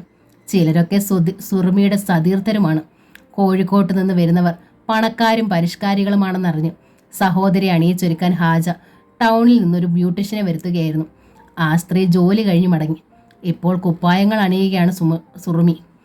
മുത്തുകളും അലുക്കുകളും തുന്നിച്ചേർത്ത അതിമനോഹരമായൊരു ചുരിദാർ, കുർത്തയും ദൂപ്പട്ടയുമാണ് ഹാജ ഈ ഒക്കേഷന് വേണ്ടി അനിയത്തിക്ക് വാങ്ങിയത്. ആ വേഷത്തിൽ അവളൊരു അപൂർവ സുന്ദരിയായി മാറി. ഇന്ന് എന്നെ നിക്കാഹ് നടത്തണമെന്ന് കോഴിക്കോട്ടുകാരൻ പറയണമെന്ന് ലക്ഷണമുണ്ട്. സുറുമി ഒന്ന് ഒഴിഞ്ഞു നോക്കിയിട്ട് കാർ ബ്രോക്കർ ദാമോദരൻ്റെ മകൾ നീമ ആ കവളത്തൊരു നുള്ളു കൊടുത്തു. നേരല്ലേ സുറുമിയുടെ ഉമ്മച്ചി? അകത്തേക്ക് വന്ന സുലൈഖ ബീവിയോട് അവൾ തിരക്കി. എന്ത് സ്മാർട്ടായിരിക്കുന്നു ഈ പെണ്ണ്. എങ്ങും തൊടാത്ത മട്ടിൽ ചിരിച്ചതേ ഉള്ളൂ സുലൈഖ ബീവി. പക്ഷേ ആ നെഞ്ച് നിറയെ അഭിമാനമായിരുന്നു. ഇന്നേ നിക്കാഹ് നടന്നാൽ അത്രയേ സന്തോഷം ഇല്ലേ സുറുമി? ഹൈസ്കൂൾ അധ്യാപകനായ ഫിലിപ്പോസ് മാഷിന്റെ മകൾ ഡയാന ഫിലിപ്പോസ് ചോദിച്ചു. പിന്നെ സുറുമിയുടെ മുടി 2ആയി മെടഞ്ഞുകൊണ്ടിരുന്ന ചെല്ലപ്പനാശാരിയുടെ മകൾ നിഫയെ നോക്കി കണ്ണിറുക്കിക്കൊണ്ട് തുടർന്നു. കല്യാണം എന്ന് കേട്ടാൽ മുഖം കറുക്കുന്നവരും ഉണ്ട് ഇവിടെ. വേറെ വല്ല ലൈനും ഉണ്ടോയെന്ന് ആർക്കറിയാം. അത് കേട്ടാണ് വാർഡ്രോബിൽ നിന്ന് സാരി തിരഞ്ഞെടുത്തുകൊണ്ടിരുന്ന സുലൈഖ ബീവി തിരിഞ്ഞു നോക്കിയത്. അപ്പോൾ മാത്രമാണ് അവർ നിഫയെ കണ്ടത്. ആ മുഖം ഒന്നു മങ്ങി. എങ്കിലും ലോഹ്യം വിടാതെ അവളോട് തിരക്കി. ആഹാ, എപ്പോ വന്ന് കയറി? ഞാൻ കണ്ടേയില്ല. ഇപ്പോഴിങ്ങ് വന്നതേ ഉള്ളുമ്മച്ചി. നിഫ പുഞ്ചിരിച്ചു. എന്നോടിവൾ പറഞ്ഞൊന്നുമില്ല. നാണം കെട്ടിങ്ങ് കയറി പോയിരിക്കുകയായിരുന്നു ഞാൻ. തമാശ മട്ടിലാണ് പറഞ്ഞതെങ്കിലും നിഫയുടെ ഉള്ളിൻ്റെ ഉള്ളിൽ സങ്കടമുണ്ടായിരുന്നു. മനഃപൂർവ്വമാണോ പെണ്ണെ? സുറുമി നിഫയെ നോക്കി. ഇന്നാണ് വരുന്നതെന്നുള്ള കാര്യം 2 ദിവസം മുമ്പാ ഞാൻ അറിഞ്ഞത്. അതിൽ പിന്നെ നമ്മൾ തമ്മി കണ്ടോ? ഇല്ലല്ലോ. സത്യത്തിൽ സുറുമി മനഃപൂർവ്വം നിഫയെ ഒഴിവാക്കിയതായിരുന്നു. കൊച്ചിക്കായും നിഫയും ചേർത്ത് ഹരീന്ദ്രൻ ഉണ്ണിത്താൻ അപവാദം പറയുകയും അതേ തുടർന്ന് ആവശ്യമില്ലാത്ത പൊല്ലാപ്പുകളൊക്കെ ഉണ്ടാവുകയും ചെയ്തതോടെ നിഫയുമായി അത്ര അടുപ്പത്തിനൊന്നും പോകണ്ടെന്ന് ഉമ്മച്ചി ശട്ടം കിട്ടിയിരുന്നു. പക്ഷെ നിഫയുടെ മുന്നിൽ അത് ഭാവിക്കാൻ പാടില്ലല്ലോ.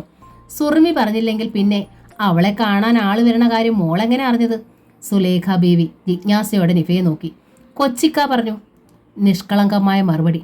സുറുമിയുടെ സാന്നിധ്യത്തിൽ വെച്ച് സുലൈഖ ബീവിയെ ഉമ്മച്ചിയെന്നും അബ്ദുള്ളയെ കൊച്ചിക്ക എന്നും ഹാജെ ഹാജിക്ക എന്നും ഒക്കെയാണ് നിഫ വിളിക്കുക. നിഫയുടെ മറുപടി സുലേഖ ബീവിയിൽ വല്ലാത്ത വിമ്മിട്ടമുണ്ടാക്കി. മുഖഭാവം മാറാതിരിക്കാൻ പണിപ്പെട്ടുകൊണ്ട് അവർ തിരക്കി. അബ്ദുള്ളയെ മോള് എവിടെ വെച്ചാ കണ്ടത്? കഴിഞ്ഞ ആഴ്ച അച്ഛൻ്റെ ഒപ്പം വീട്ടിൽ വന്നിരുന്നു. സുലൈഖ ബേബിയുടെ മുഖം മുറുകി. അപ്പോൾ അവൻ തൻ്റെ വാക്ക് ലംഘിച്ചു. ശോഭിക്കാൻ പറ്റിയ സന്ദർഭമല്ല.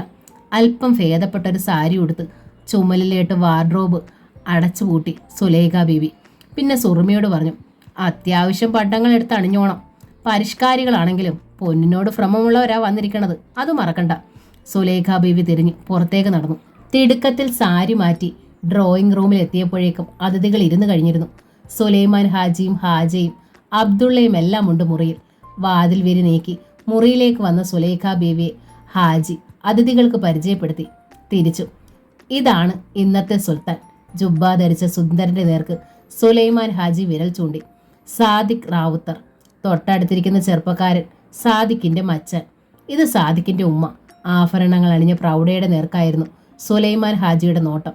പേര് പറഞ്ഞത് ഞാൻ മറന്നു. നൂർജഹാൻ പ്രൗഢയോടെയാണ് അറിയിച്ചത്. കോഴിക്കോടാണെങ്കിലും താമസമെങ്കിലും ഞങ്ങൾക്കിവിടെ ഈ ഭാഗത്തൊക്കെ ധാരാളം സ്വന്തക്കാരുണ്ട്. നിങ്ങളെക്കുറിച്ച് കേട്ടറിഞ്ഞ് തന്നെയാണ് വന്നത്. ഇനിയിപ്പോൾ പെൺകുട്ടി ഒന്ന് കണ്ടാൽ മാത്രം മതി. ഈ ഇരിക്കണത് സാദിഖിൻ്റെ മാമ കാസിം റാവുത്തർ. നൂർജഹാന്റെ തൊട്ടപ്പുറത്തിരുന്ന മധ്യവയസ്കനെ സുലൈമാൻ ഹാജി മകൾക്ക് കാണിച്ചു കൊടുത്തു. സാദിഖിനില്ലാത്തത് വാപ്പ മാത്രമാണ്. 2 ആണ്ടേ ആയിട്ടുള്ളത്രേ. അതോടെ നൂർജഹാന്റെ മുഖത്ത് വിഷാദം ചേക്കേറി. സുലൈഖ ബീവി ചെന്ന് അവരെ കൈ പിടിച്ച് എഴുന്നേൽപ്പിച്ചു. വരി, നമുക്ക് അകത്തിരിക്കാം. സുലൈഖ ബീവിയോടൊപ്പം നൂർജഹാൻ അകത്തേക്ക് നടന്നു. അകത്തെ മുറിയിൽ വെച്ചാണ് അവർ സുറുമിയെ കണ്ടത്. പേരടക്കം 2-3 കാര്യങ്ങളെ ചോദിച്ചുള്ളൂ. പിന്നെ അരികിൽ പിടിച്ചിരുത്തി കവളിൽ മുത്തം നൽകി. സാദിഖിനി കാണണമെന്നേയില്ല, നൂർജഹാൻ സുലൈഖ ബീവിയോട് അറിയിച്ചു. ഇപ്പം തന്നെ സുറുമി എൻ്റെ മരുമോളായിരിക്കണം. സന്തോഷം കൊണ്ട് സുലൈഖ ബീവിയുടെ കണ്ണുകൾ നിറഞ്ഞു. ചടങ്ങിന് മാത്രമാണ് സുറുമി സാദിഖിൻ്റെ മുന്നിൽ ചെന്ന് നിന്നത്. കാസിം റാവുത്തറാണ് എന്തൊക്കെയോ ചോദിച്ചത്.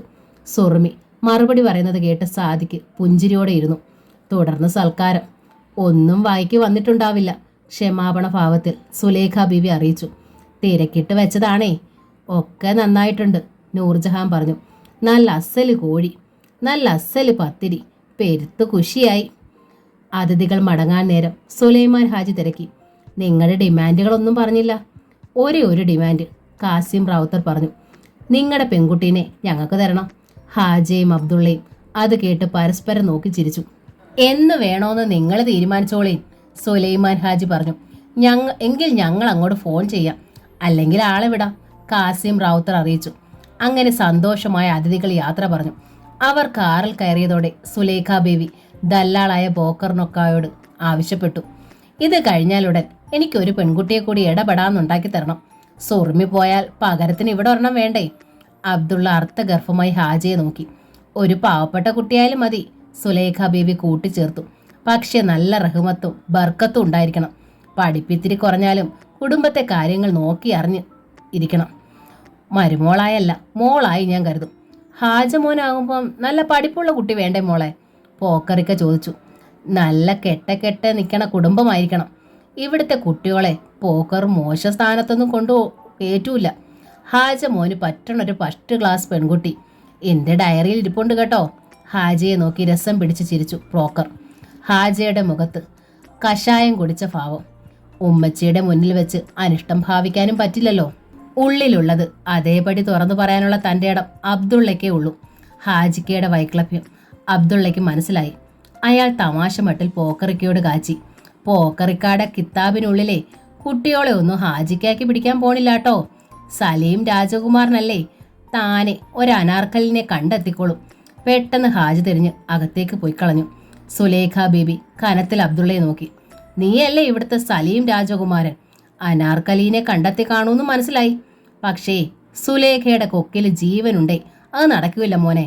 നിനക്ക് വേണ്ടിയാ ഞാനിപ്പോൾ പെണ്ണ് തിരക്കണത്. നിന്റേത് കഴിഞ്ഞു മതി ഹാജിക്ക്.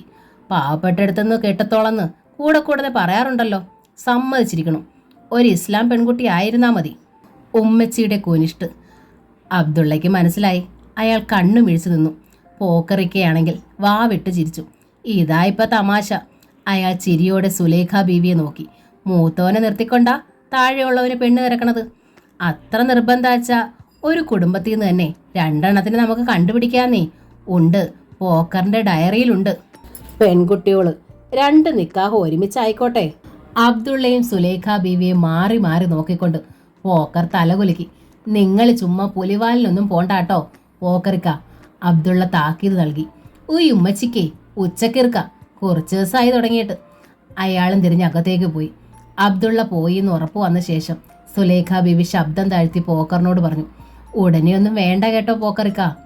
അവനെ ഒന്ന് പേടിപ്പിച്ച് നിർത്താനായി പറഞ്ഞതാ ഞാൻ. എന്തേ, ഇടങ്ങേറിന് വല്ലതും പുറപ്പെട്ടോ ചെക്കൻ? പോക്കറിക്ക തിരക്കി. അങ്ങനെയൊന്നും ഇല്ല, സുലേഖ ബീവി പറഞ്ഞു. എൻ്റെ ഒരു കരുതലാണെന്ന് കൂട്ടിക്കോളീൻ. ഇപ്പോഴത്തെ കുട്ടികളല്ലേ, എന്നാലും ഞാൻ വരയ്ക്കണ വരയ്ക്കപ്പുറം കടക്കില്ല രണ്ടും. അതെനിക്കറിയാം. സ്വയം സമാധാനിക്കുകയായിരുന്നു സുലേഖ ബീവി. താൻ ചൊല്ല് നിഷേധിച്ച് മകൻ ആശാരിപ്പുരയിൽ പോയതിനെക്കുറിച്ച് അവർ ചോദിക്കാനോ വഴക്കിടാനോ പോയില്ല. പിള്ളേര് വലുതായിരിക്കുന്നു. കൂടുതൽ ബലം പ്രയോഗിച്ചാൽ അധിക അകൽച്ചയും നിഷേധവും ഉണ്ടായാലോ? ശാസിക്കാനും വരുതിക്ക് നിർത്താനും ബാപ്പയില്ലാത്ത കുട്ടികളാണ്.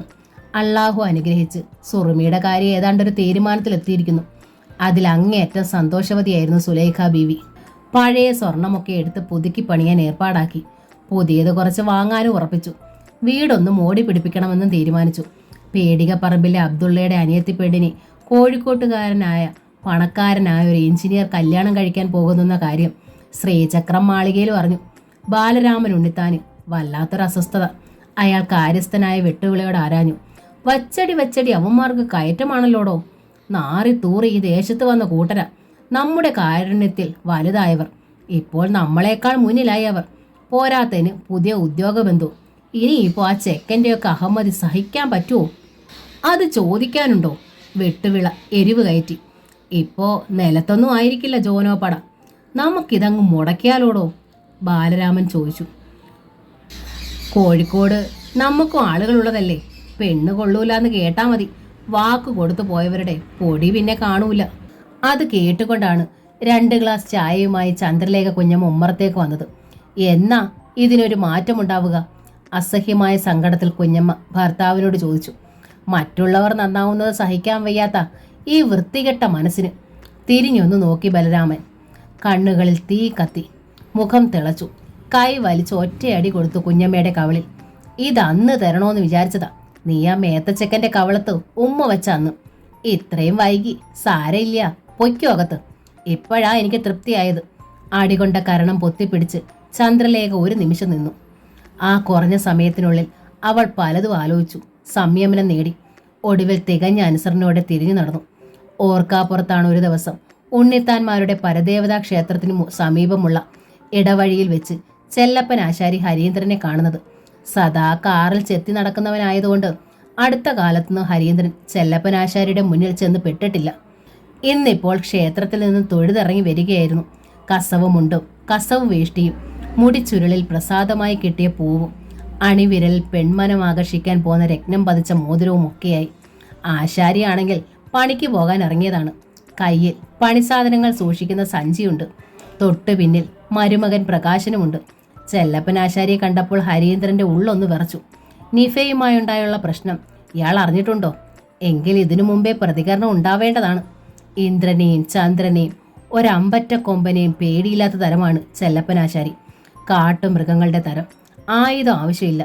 കയ്യിൽ സഞ്ചിയിൽ സദാ വീതുളി ഉണ്ടാകുമല്ലോ എന്ന് വെച്ച് ഇന്നുവരെയും ആരും ആവശ്യമില്ലാത്ത ഉടക്കിയിട്ടില്ല അയാൾ. ആരും അങ്ങോട്ടും വഴക്കിന് ചെല്ലാറില്ല. അത്ര മര്യാദക്കാരൻ, ശുദ്ധഹൃദയൻ, നന്മയുടെയും സ്നേഹത്തിൻ്റെയും മുന്നിൽ താണു വീണു കിടക്കുന്നവൻ. ക്ഷോഭിച്ചാലാണ് പ്രശ്നം. ഹരീന്ദ്രനെ കണ്ടപ്പോൾ ചെല്ലപ്പനാശാരിയുടെ ഉള്ളിൽ ചിരിയാണ് പൊട്ടിയത്. കുട്ടിക്കാലത്ത് ശ്രീചക്രം മാളികയിലെ ഹരിക്കുട്ടനോട് അയാൾക്ക് നിറഞ്ഞ വാത്സല്യമായിരുന്നു. ഉണ്ണിത്താമാരോട് ഉള്ളുകൊണ്ട് പകയുണ്ടെങ്കിലും മിടുക്കന്മാരായ ആൺകുട്ടികളെ ആശാരിക്ക് ഇഷ്ടമാണ്. ഒരു പമ്പരം ഉണ്ടാക്കി തരുമോ എന്ന് ചോദിച്ചു വരുമ്പോൾ ഇടനേരത്ത് ഇരട്ടി സമയമെടുത്ത് അയാൾ ചിത്ര പമ്പരം തന്നെ കൊത്തിക്കൊടുക്കും. ആൺപിള്ളേരുടെ ചില്ലറ കന്നത്തരങ്ങളൊക്കെ കുസൃതിയായി അയാൾ എടുക്കും. എന്നാൽ അബ്ദുള്ളയുടെ പെങ്ങൾ സുറുമി ഇവനെക്കുറിച്ച് പരാതി പറഞ്ഞെന്ന് കേട്ടപ്പോഴേ ഒന്ന് വരട്ടി വിടണമെന്ന് നിശ്ചയിച്ചിരുന്നു. പെൺകുട്ടികളുടെ അടുത്തുള്ള തോന്നിയാസങ്ങൾക്കൊന്നും ചെല്ലപ്പൻ ആശാരി ആർക്കും മാപ്പ് കൊടുക്കാറില്ല. എന്തേ മോനെ, ഭഗവതിയെ ശരിക്കും തൊഴുതോ? ഹരീന്ദ്രൻ അടുത്തെത്തിയപ്പോൾ ചെല്ലപ്പൻ ആശാരി നിന്നു. ആശാരിയുടെ ചോദ്യത്തിൽ ഹരീന്ദ്രൻ ഒരു പന്തികേട് മണത്തു. അല്ലേ, ഭഗവതിയും ഒരു സുന്ദരിയായ പെണ്ണാണല്ലോ, ചെല്ലപ്പൻ ആശാരി ഹരീന്ദ്രനോട് തിരക്കി. ആ പാവത്തെ കണ്ടാലും മോന് ഭ്രമം ഉണ്ടോയെന്ന് അറിയാൻ ചോദിച്ചതാ. നിഫാ സംഭവം ആശാരി അറിഞ്ഞിരിക്കുന്നുവെന്ന് ഹരീന്ദ്രന് തീർച്ചയായി. ഒന്നുകിൽ അവൾ ചെന്ന് പറഞ്ഞതാകും, അല്ലെങ്കിൽ അബ്ദുള്ള ഒറ്റിയതാവും. സാധാരണഗതിയിൽ വഴിയിൽ വെച്ച് കാണാനായി ചെല്ലപ്പനാശാരി ക്ഷമിക്കാറില്ല. കേട്ടയുടൻ നേരെ വീട്ടിലേക്ക് പാഞ്ഞു വരേണ്ടതാണ്. ഉണ്ണിത്താന്മാരോട് നേരിട്ട് വന്ന് മുട്ടാൻ ധൈര്യമില്ലാത്തത് കൊണ്ടാണോ? എന്താടോ മിണ്ടാത്തത്? ചെല്ലപ്പനാശാരിയുടെ ഒച്ച ഉയർന്നു. പ്രകാശൻ അമ്മാമ്മയുടെ കയ്യിൽ കടന്നു പിടിച്ചു. ഈ അമ്മാമ്മയ്ക്ക് ഇത് എന്തിൻ്റെ കേടാ? 8ന്റെ വണ്ടി, അതിൻ്റെ പാട്ടിനങ്ങ് പോകട്ടോ, പിന്നെ അരമണിക്കൂർ കാത്തിരിക്കണം. ചെല്ലപ്പനാശാരിക്ക് ആ ഉപദേശം ഇഷ്ടമായില്ല. കയ്യുമ്മേന്ന് വിടടാ കഴുതേ. പ്രകാശന്റെ കൈ അയാൾ കുടഞ്ഞെറിഞ്ഞു. പിന്നെ ഹരീന്ദ്രനോട് പറഞ്ഞു, നാട്ടിലുള്ള പെൺകുട്ടികൾക്ക് മാനവും മര്യാദ ഇതിലേ നടക്കണം. ബാക്കി എന്തും ചെല്ലപ്പം പോർക്കും. പക്ഷേ പെൺകുട്ടികളുടെ അടുത്ത് വേണ്ടാദിനത്തിന് വന്നാലേ നിന്റെ വീതുളിക്ക് ചുമ്മാ പണിയാവും. കൊല്ലൂല ചെല്ലപ്പൻ. ആ അംഗം അങ്ങ് കണ്ടിച്ചു കളയും. ഉണ്ണിത്താന്മാരല്ല, അതിൻ്റെ അപ്പുറത്തോര് വന്നാലും എന്നെ മൂക്കിൽ കയറ്റൂലാരും. ചെന്ന് അച്ഛൻ്റെ അടുത്ത് തന്നെ പറഞ്ഞോളൂ, എന്നെ അറിയാ തൻ്റെ അച്ഛന്. പറഞ്ഞിട്ട് സഞ്ചിയും തൂക്കി ചെല്ലപ്പൻ മുന്നോട്ട് നടന്നു. പണിക്കനൊന്ന് നിന്നേ, പിന്നിൽ നിന്ന് മര്യാദക്കാരനെ പോലെ ഹരീന്ദ്രൻ അറിയിച്ചു. ചെല്ലപ്പനാശാരി നിന്നു, തിരിഞ്ഞു നോക്കി. എന്നോടെന്തിനാ പണിക്കൻ വഴക്കിന് വരണത്? ഹരീന്ദ്രൻ ചോദിച്ചു. ഞാനൊന്നും ചെയ്തിട്ടില്ല. നിഫയുടെ പിന്നാലെ നടക്കണത് ആ സുലൈമാൻ ഹാജിയുടെ കൊച്ചുമോൻ അബ്ദുള്ളയാ. ഒരീസം ഞാൻ അതേപ്പറ്റി രണ്ടാളോടും ഒന്ന് ചോദിച്ചു. അതിനാ അബ്ദുള്ള എൻ്റെ അടുത്ത് വഴക്കിട്ടത്. മർമ്മം നോക്കി തന്ത്രപൂർവമാണ് പ്രയോഗം. വെടലത്തരം പറയരുത്. ചെല്ലപ്പനാശാരി കൈ ചൂണ്ടി. ചെല്ലപ്പൻ മഹാ ചീത്തയാ എന്നൊന്നും എനിക്ക് അഭിപ്രായമില്ല, ഹരീന്ദ്രൻ പറഞ്ഞു. വീട്ടുകാർ തമ്മിൽ പിണക്കമുണ്ടായിരിക്കുമെന്ന് വെച്ച് പണിക്കനോട് എനിക്ക് ബഹുമാനക്കുറവൊന്നുമില്ല. ചെല്ലപ്പനാശാരി ഒന്ന് പതറി. നല്ല വാക്കുകളിലും സ്നേഹപ്രകടനത്തിലും അയാൾ വീഴും. ദുർബല ഹൃദയനാണ്. സിനിമ കണ്ടും നോവൽ വായിച്ചും കരയുന്നയാൾ. ഞാൻ ഈ കാര്യം വെളിയിൽ മിണ്ടാതിരുന്നത് വെറുതെ പണിക്കനും അബ്ദുള്ളയും തമ്മിൽ തെറ്റണ്ടാന്ന് വിചാരിച്ചാ. ഹരീന്ദ്രൻ ഭംഗിയായി തുടർന്നു. നിങ്ങളും രണ്ടും മുഴുത്ത കൂട്ടുകാരല്ലേ? പണിക്കൻ ചോദിച്ചാൽ നിഫ ഇതൊന്നും സമ്മതിക്കണമെന്നൊന്നുമില്ല. അബ്ദുള്ളയെ രക്ഷിക്കാനല്ലേ ആ കുട്ടി നോക്കൂ. ചെല്ലപ്പനാശാരിയുടെ നെഞ്ചു പുകയാൻ തുടങ്ങി, കണ്ണിൽ ഇരുട്ട് കയറുന്നതുപോലെ. എന്നിട്ടും അയാൾ തർക്കിച്ചു. വെറുതെ തമ്മി തല്ലിക്കാൻ നോക്കരുത്, കുത്തി കൊടലെ ചാടിക്കും ഞാൻ. അവിടെയും ബുദ്ധിയാണ് ഹരീന്ദ്രൻ ഉപയോഗിച്ചത്. അബ്ദുള്ളയോട് പകയാണെങ്കിൽ ഉള്ളിൽ ഫണം വിടർത്തി നിൽക്കുന്നു. കുത്തോ കൊടൽ ചാടിക്കേ എന്താച്ചാ ചെയ്തോ പണിക്കൻ. പക്ഷേ സത്യം അറിയുമ്പം എന്നേലും നിങ്ങൾ പശ്ചാത്തപിക്കും. ചെല്ലപ്പൻ ആശാരിയേക്കാൾ സങ്കടത്തിലായത് പ്രകാശനായിരുന്നു. അയാൾ സംശയിച്ച കാര്യങ്ങളാണ് ഹരീന്ദ്രൻ സ്ഥിരീകരിച്ചത്. അമ്മാമ്മ അതറിഞ്ഞതിൽ പക്ഷെ പ്രകാശന് സന്തോഷമായിരുന്നു. അബ്ദുള്ളയ്ക്ക് ആ വീട്ടിലുള്ള സ്ഥാനത്തിന് ഇനിയെങ്കിലും മാറ്റം ഉണ്ടാകുമല്ലോ. പ്രകാശൻ വീണ്ടും ചെല്ലപ്പൻ ആശാരിയുടെ കയ്യിൽ പിടിച്ചു. വെറുതെ ആരെയും കുത്താനും കൊടല് ചാടിക്കാനും ഒന്നും നിൽക്കണ്ട.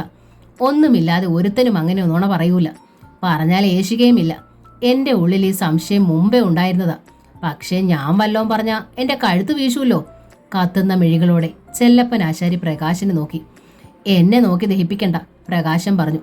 ഓരോരുത്തരെ എടുത്ത് മടി വെക്കുമ്പോൾ ഓർക്കണമായിരുന്നു. പിന്നെ അമ്മാമ്മയുടെ കൈ പിടിച്ച് വലിച്ചുകൊണ്ട് അയാൾ നടന്നു. ബസ് ഇപ്പൊ പോകും, എനിക്കെങ്ങും പോണ്ട, ജീവിക്കണ്ട തന്നെ. ചെല്ലപ്പൻ ആശാരി പുലമ്പി. എൻ്റെ മോൾ എന്നെ ചതിച്ച പിന്നെ എന്തിനാടാ കഴിവേറി ജീവിതം? ചതിച്ചു എന്നൊന്നും അമ്മാമ്മ കരുതണ്ട, പ്രകാശൻ ചെല്ലപ്പൻ ആശാരിയെ സാന്ത്വനിപ്പിച്ചു. ചെറിയ പെൺകുട്ടിയല്ലേ അവൾ, അവൾക്കൊരു മണ്ടത്തരം തോന്നി, അത്രയേ ഉള്ളൂ. അധികം മുമ്പോട്ടൊന്നും പോയിട്ടില്ല. ഉണ്ണിത്താൻ ചെക്കൻ ചുമ്മാ പെരിപ്പിച്ചു പറഞ്ഞതാ. മുളയിൽ തന്നെ അമ്മാമ്മ ഇതങ്ങ് നുള്ളിക്കളഞ്ഞാൽ മതി. പകുതി കുറ്റം അമ്മാമ്മയുടേതുമാ. അവൾക്ക് സാഹചര്യം ഒരുക്കി കൊടുത്തില്ലേ. അവൻ്റെ കയ്യിൽ നിന്ന് ഒരു വീഴ്ച വരുമെന്ന് ഞാൻ വിചാരിച്ചില്ല. പെരുമാറ്റത്തിലൊക്കെ നല്ല യോഗ്യൻ. അങ്ങനെ ആരെയും കണ്ണടച്ച് വിശ്വസിക്കരുത് അമ്മാമ്മേ. ഏത് യോഗ്യനും സമയം വരുമ്പോൾ മറ്റേതാവും. ഇപ്പോഴെങ്കിലും അമ്മാമ്മ ഇത് അറിഞ്ഞത് നന്നായി. ഭഗവതിയ ഇപ്പോൾ ഈ രംഗം സൃഷ്ടിച്ചതെന്ന് കൂട്ടിക്കോ. മരുമകൻ പറയണതിൽ കാര്യമുണ്ടെന്ന് ചെല്ലപ്പൻ ആശാരിക്കും തോന്നി. ആദ്യമായാണ് പ്രകാശൻ പറയുന്നതിന് അയാൾ ചെവി കൊടുക്കുന്നത്. പ്രകാശനിൽ അതിൻ്റെ ഒരു ഉത്സാഹവും ആഹ്ലാദവും ഉണ്ടായിരുന്നു. ഒരു ഗൾഫ് പണക്കാരൻ 4 കെട്ട് മാതൃകയിൽ പണിയുന്ന 2 നില മാളികയുടെ മരപ്പണിയിലായിരുന്നു ചെല്ലപ്പൻ ആശാരി. പഴയ ചിത്രപ്പണികളോടായിരുന്നു ഉടമസ്ഥന് കമ്പം. ക്ഷേത്രങ്ങളും പഴയ വീടുകളും സന്ദർശിച്ച ശേഷം തികച്ചും പാരമ്പര്യ രീതിയിലാണ് ചെല്ലപ്പനാശാരി പണിതത്. ഇടയ്ക്കിടെ വീട്ടുടമസ്ഥൻ വന്ന് അരികിലിരുന്ന് പണി ശ്രദ്ധിക്കും. നിങ്ങളെ വെറും ആശാരി എന്ന് വിളിക്കണത് പാപമാവും. ഒരു ദിവസം അയാൾ പറഞ്ഞു, നിങ്ങളൊരു ശില്പിയാ, ഒരു പൂർണ്ണ കലാകാരൻ. പ്രതിഫലത്തേക്കാൾ ചെല്ലപ്പനാശാരിയെ സന്തോഷിപ്പിച്ചത് അത്തരം അഭിനന്ദനങ്ങളായിരുന്നു. എന്നാൽ അന്ന് ചെല്ലപ്പന് ഒന്നിലും ശ്രദ്ധിക്കാൻ കഴിഞ്ഞില്ല. സുഖമില്ല എന്ന് പറഞ്ഞ് ഉച്ചയോടെ തിരിച്ചു പോരുകയും ചെയ്തു. ആരെയും കണ്ണടച്ച് വിശ്വസിക്കാൻ പാടില്ലെന്ന് അയാളുടെ മനസ്സ് ആവർത്തിച്ചു പറഞ്ഞു. ആരും ആരെയും ചതിച്ചെന്ന് വരാം. ചതിയുടെ അത്തരം കഥകൾ വായിച്ചിട്ടുണ്ട്. ചിലരുടെയൊക്കെ അനുഭവങ്ങളും കേട്ടിട്ടുണ്ട്. പെറ്റമ്മ വരെ ചതിച്ചെന്ന് വരാം. ഹരീന്ദ്രൻ ഉണ്ണിത്താനുമായി വഴക്കിടാനുണ്ടായ കാരണത്തെക്കുറിച്ച് ചോദിച്ചപ്പോൾ അബ്ദുള്ള മറുപടി പറയാൻ മടിച്ചത് ചെല്ലപ്പനാശാരി ഓർത്തു. ഒടുവിൽ നിർബന്ധിച്ചപ്പോഴാണ് പെൺകുട്ടികൾക്ക് വഴി നടക്കണ്ടേ എന്ന് ചോദിച്ചത്. അബ്ദുള്ളയുടെ പെങ്ങളായ സുറുമിയെ ഹരീന്ദ്രൻ ശല്യപ്പെടുത്തിയിട്ടുണ്ടാകുമെന്ന് ഊഹിച്ചു. തിരക്കിയപ്പോൾ അബ്ദുള്ള തലയാട്ടി സമ്മതിക്കുകയും ചെയ്തു. ആ മറുപടിയിൽ മൊത്തം ഒരു കൃത്രിമമുള്ളതായി ഇപ്പോൾ ചെല്ലപ്പനാശാരിക്ക് ബോധ്യപ്പെട്ടു. അങ്ങനെയെങ്കിൽ ഹരീന്ദ്രൻ ഉണ്ണിത്താൻ പറഞ്ഞതാവും സത്യം. അങ്ങനെ ചിന്തിച്ചപ്പോൾ ചെല്ലപ്പന്റെ അസ്വാസ്ഥ്യം പിന്നെയും പെരുകി. സാധാരണ പണി കഴിഞ്ഞ് വരും വഴി മാർക്കറ്റിൽ കയറി പച്ചക്കറികളോ മത്സ്യമോ വാങ്ങിക്കൊണ്ടാണ് ചെല്ലപ്പൻ വീട്ടിലെത്തുക. അന്ന് മരുമകനോടൊപ്പം നേരെ വീട്ടിലേക്ക് പോന്നു. പതിവില്ലാത്ത നേരത്ത് വന്നു കയറി ഭർത്താവിനെ കണ്ട് അമ്മിണിക്കുട്ടി അതിശയിച്ചു. ഇതെന്തു പറ്റി ഈ നേരത്ത്?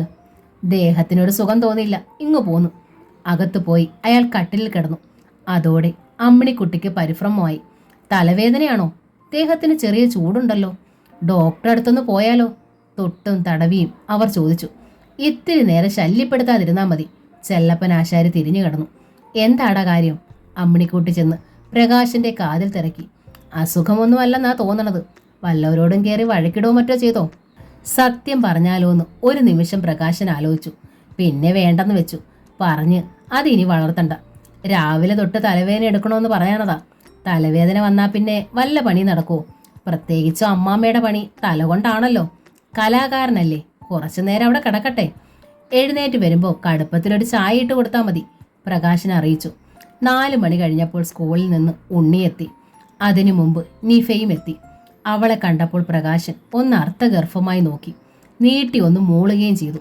നിഫ അത് ശ്രദ്ധിച്ചതേയില്ല. അച്ഛന് തലവേദനയാണെന്നറിഞ്ഞപ്പോൾ അവൾ ചന്ദനം അരച്ചുകൊണ്ടുപോയി നെറ്റിയിൽ പുരട്ടി കൊടുത്തു. കണ്ണടച്ചു കിടന്നിരുന്ന ചെല്ലപ്പൻ ആശാരി ചന്ദനത്തിന്റെ കുളിർമയിൽ മിഴികൾ വിടർത്തി. മകളെ കണ്ടു. ആ കൈ തട്ടിയെറിഞ്ഞാലോ എന്ന് ചിന്തിച്ചു. അയാൾക്കത് വയ്യായിരുന്നു. നിഫ അച്ഛൻ്റെ കിടക്കക്കരിയിലിരുന്നു. തലവേദന കുറഞ്ഞോ അച്ഛാ? ഉവ്. അയാൾ തല കുലുക്കി. എങ്കിലൊന്ന് എണീറ്റിരുന്നേ. കൈ പിടിച്ച് നിഫ അച്ഛനെ എഴുന്നേൽപ്പിച്ചിരുത്തി. പിന്നെ പുറത്തേക്ക് നോക്കിക്കൊണ്ട് പറഞ്ഞു, അമ്മേ, ആ ചായയും കൊണ്ടുപോരെ. അച്ഛൻ എണീറ്റു. ചായയുമായി വന്ന അമ്മിണിക്കുട്ടിയോടൊപ്പം ഉണ്ണിയും ഉണ്ടായിരുന്നു. അവനും കിടക്കയിൽ അച്ഛയോടൊപ്പം ഇരുന്നു. ഈ അച്ഛയ്ക്ക് വയസ്സായി അല്ലേ അമ്മേ? ചായ കുടിച്ചുകൊണ്ടിരുന്ന ചെല്ലപ്പൻ ആശാരിയുടെ ചെന്നിയിലെ മുടിയിഴകളിലൂടെ വിരലോടിച്ചു നിഫ. മുമ്പൊന്നും തലവേദനയല്ല, ചുട്ടു പൊള്ളുന്ന പനി വന്നാലും അച്ഛ കിടക്കാറില്ല. ആ, അച്ഛയ്ക്ക് വയസ്സായെന്ന് മക്കൾക്ക് ഓർമ്മ വേണം. ചായ കുടിച്ച് ഗ്ലാസ് തിരികെ ഏൽപ്പിച്ചുകൊണ്ട് ചെല്ലപ്പൻ ആശാരി പറഞ്ഞു, നിന്റെ മക്കളായിട്ട് ഈ അച്ഛനെ കിടത്തരുത്. നിഫയുടെ മിഴികളിൽ അമ്പരപ്പിൽ വിടർന്നു. അവൾ ചോദ്യഭാവത്തിൽ അമ്മയെ നോക്കി. ഭർത്താവ് പറഞ്ഞതിൻ്റെ അർത്ഥം അമ്മിണിക്കുട്ടിക്ക് മനസ്സിലായില്ല. എന്താ അച്ഛ അങ്ങനെ പറഞ്ഞത്? സങ്കടത്തിൽ നിഫ അച്ഛനെ നോക്കി. ഒന്നുമില്ല. ചെല്ലപ്പൻ ആശാരി തലയാട്ടി. അച്ഛന് വയസ്സാവാന്ന് മോൾക്ക് മനസ്സിലായല്ലോ. ഇനി അധികം താമസിയാതെ നിന്റെ കല്യാണം നടത്തണം എനിക്ക്. ഞാനൊരു വെറും മരപ്പണിക്കാരനല്ലേ. പണിയെടുക്കാനുള്ള ശേഷി നഷ്ടപ്പെടും മുമ്പേ കടമകളൊക്കെ തീർക്കണം. നിഫ വീണ്ടും അമ്മയെ നോക്കി. അച്ഛൻ തമാശ പറയുകയാണെന്ന് അമ്മിണിക്കുട്ടി ആംഗ്യം കാണിച്ചു. ചെല്ലപ്പൻ ആശാരി കട്ടിലിൽ നിന്ന് എഴുന്നേറ്റ് പുറത്തേക്ക് പോയി. അച്ഛൻ്റെ പെട്ടെന്നുള്ള മാറ്റത്തിൻ്റെ കാരണം എന്തെന്ന് എത്ര ആലോചിച്ചിട്ട് നിഫയ്ക്ക് മനസ്സിലായില്ല. അമ്മിണിക്കുട്ടിയാണെങ്കിൽ അത് കാര്യമായി എടുത്തതുമില്ല. മകളെ ചോദ്യം ചെയ്യണമെന്നും ശാസിക്കണമെന്നുമൊക്കെ ചെല്ലപ്പൻ കരുതിയതാണ്. പക്ഷേ നിഫയെ കാണുമ്പോൾ അവളിൽ നിന്ന് അങ്ങനെയൊന്നും ഉണ്ടാവില്ലെന്ന് അയാൾക്ക് തോന്നും. അതോടെ അയാൾ നിശബ്ദനാവും. എന്താ പ്രകാശേട്ട അച്ഛന് പറ്റിയത്? നിഫ പ്രകാശിനോട് തിരക്കി. മുമ്പില്ലാത്തതുപോലൊരു ആലോചനയൊക്കെ. നീ തന്നെ ആലോചിച്ച് നോക്ക്, കാരണം നിനക്ക് പിടികിട്ടും, പ്രകാശൻ പറഞ്ഞു. നിഫയ്ക്കൊന്നും മനസ്സിലായില്ല. ഒടുവിൽ പ്രകാശൻ പറഞ്ഞു കൊടുത്തു. ആരാ ഈ അസംബന്ധമൊക്കെ പറഞ്ഞുണ്ടാക്കിയത്? അവൾ ചീറി. തീ ഇല്ലാതെ പുകയുണ്ടാകുമോ? പ്രകാശൻ ചോദിച്ചു. എന്നാൽ പ്രകാശേട്ടൻ തന്നെയാവും ഇതിന് പിന്നിൽ. എന്ന് വെച്ചാൽ എനിക്കെന്ത് കിറുക്കാണെന്നറിയണ്ടേ? എൻ്റെ മുറപ്പെണ്ണിനെയും എനിക്ക് കണ്ണെടുത്താൽ കണ്ടുകൂടാത്തൊരുത്തിനെയും ചേർത്ത് അപവാദം പറഞ്ഞുണ്ടാക്കാൻ മലർന്ന് കിടന്ന് തുപ്പണ വിഡ്ഢിയൊന്നും അല്ല ഞാൻ. നിഫയ്ക്ക് ഉത്തരം മുട്ടി. ഓരോന്നൊക്കെ കേട്ടപ്പോൾ എൻ്റെ നെഞ്ചിലുണ്ടായ നീറ്റൽ എനിക്കേ അറിയൂ, പ്രകാശൻ പറഞ്ഞു. നിന്റെ അച്ഛൻ നിർബന്ധിച്ചിട്ടാ. ഒട്ടും മനസ്സില്ലാഞ്ഞിട്ട് ഞാൻ മരപ്പണിക്ക് പോയത്. എന്നിട്ടിപ്പോൾ നിന്റെ ഒന്നും കണ്ണിൽ അതിനൊരു വിലയില്ല. എന്ന് ആര് പറഞ്ഞു? നിഫ ചോദിച്ചു. എനിക്ക് വിലയുണ്ടെങ്കിൽ ഞാൻ ഇവിടെ ഉള്ളപ്പോൾ കണ്ട മേത്തച്ചക്കൻ്റെ ഒക്കെ എടുത്ത് കിന്നരിക്കാൻ പോവോ നീ? പ്രകാശേട്ടാ, ചുമ്മാ അനാവശ്യം പറയരുത് കേട്ടോ. നിഫയ്ക്ക് ദേഷ്യം വന്നു. അനാവശ്യമാണോ എന്ന് അപ്പുറത്തെ മാളികയിലെ ആ ഹരി ഉണ്ണിത്താനോട് ചോദിച്ചു നോക്കും. രാവിലെ അമ്മാമ്മ എടുത്ത് പിരികേറ്റിയത് അവനാ. അതിൽ പിന്നെയാ തലവേദനയും കിടപ്പും നെടുവീർപ്പും ഒക്കെ. നിഫയ്ക്ക് എല്ലാം വ്യക്തമായി. ഹരീന്ദ്രൻ പക പോക്കിയിരിക്കുന്നു. ഒരക്ഷരവും മിണ്ടാതെ അവൾ രംഗത്ത് നിന്ന് ഒഴിഞ്ഞു. 2 ദിവസം കഴിഞ്ഞപ്പോൾ ഒരു സന്ധ്യയ്ക്ക് കൊച്ചു വീട്ടിലെ പടി കടന്ന അബ്ദുള്ള വന്നു. കയ്യിലൊരു കവറും ഉണ്ടായിരുന്നു. തിണ്ണയിലിരുന്നു സ്പെഷ്യൽ ഓർഡർ കിട്ടിയ ഒരു ചിത്രവാതിൽ കൊത്തുകയായിരുന്നു ചെല്ലപ്പനാശാരി. സഹായത്തിന് പ്രകാശനും അരികിലുണ്ട്. അച്ഛൻ്റെ പണി നോക്കി അകവാതുക്കൽ നിന്നിരുന്ന നിഫ അബ്ദുള്ളയെ കണ്ടതും തിരിഞ്ഞ് അകത്തേക്ക് പോയി. മുറ്റത്തെത്തിയിട്ടും ചെല്ലപ്പനോ പ്രകാശനോ അബ്ദുള്ളയെ ശ്രദ്ധിച്ചില്ല. ഒടുവിൽ അബ്ദുള്ള തന്നെ തുടക്കമിട്ടു. ആർക്കാ ആശാനെ ഈ വാതിൽ? ആർക്കുമാവാം, ഞാനൊരു ആശാരിയല്ലേ, ഇതെൻ്റെ തൊഴിലാണല്ലോ. വല്ലാത്തൊരു മറുപടി. അബ്ദുള്ള വല്ലാതായി. കയ്യിലിരുന്ന കവർ തിണ്ണയിൽ വെച്ചു. സുറുമിയുടെ നിക്കാഹ് തീരുമാനിച്ചു. അടുത്ത ആഴ്ച നിശ്ചയ. അങ്ങ് കോഴിക്കോട്ട് വെച്ചാ. ഇവിടുന്ന് 2 വണ്ടി ആള് പോണുണ്ട്. ആശാനും വരണം. വരില്ല, മുഖമുയർത്താതെ തന്നെ ചെല്ലപ്പൻ ആശാരി അറിയിച്ചു. അബ്ദുള്ള കുട്ടി, മേലാൽ ഇങ്ങോട്ടും വരരുത്. കാര്യമറിയാതെ പകച്ചു നിന്നു അബ്ദുള്ള. അകത്തുനിന്ന് കട്ടനുമായി വന്ന അമ്മിണിക്കുട്ടി ആ സംസാരം കേട്ട് ഇറയത്ത് തന്നെ നിന്നു. 1-2 നിമിഷം നിശബ്ദമായി കടന്നു. എല്ലാവരെയും ഒന്ന് നോക്കിയിട്ട് മെല്ലെ തിരിഞ്ഞു നടന്നു അബ്ദുള്ള. 2 ദിവസം കൂടി കഴിഞ്ഞപ്പോൾ പീടികപ്പറമ്പിൽ സുലൈമാൻ ഹാജിയുടെ കൊച്ചുമകൾ സുർമിയുടെ നിക്കാഹ് ഒഴിഞ്ഞുപോയ വാർത്ത നാട്ടിൽ പരന്നു. വാസ്തുബലി എന്ന നോവലിൻ്റെ ഈ ഭാഗം ഇവിടെ പൂർണ്ണമാവുകയാണ്. ഈ നോവൽ നിങ്ങൾക്ക് ഇഷ്ടമായെങ്കിൽ ലൈക്ക് ചെയ്ത് ഷെയർ ചെയ്ത് സബ്സ്ക്രൈബ് ചെയ്യണേ. താങ്ക്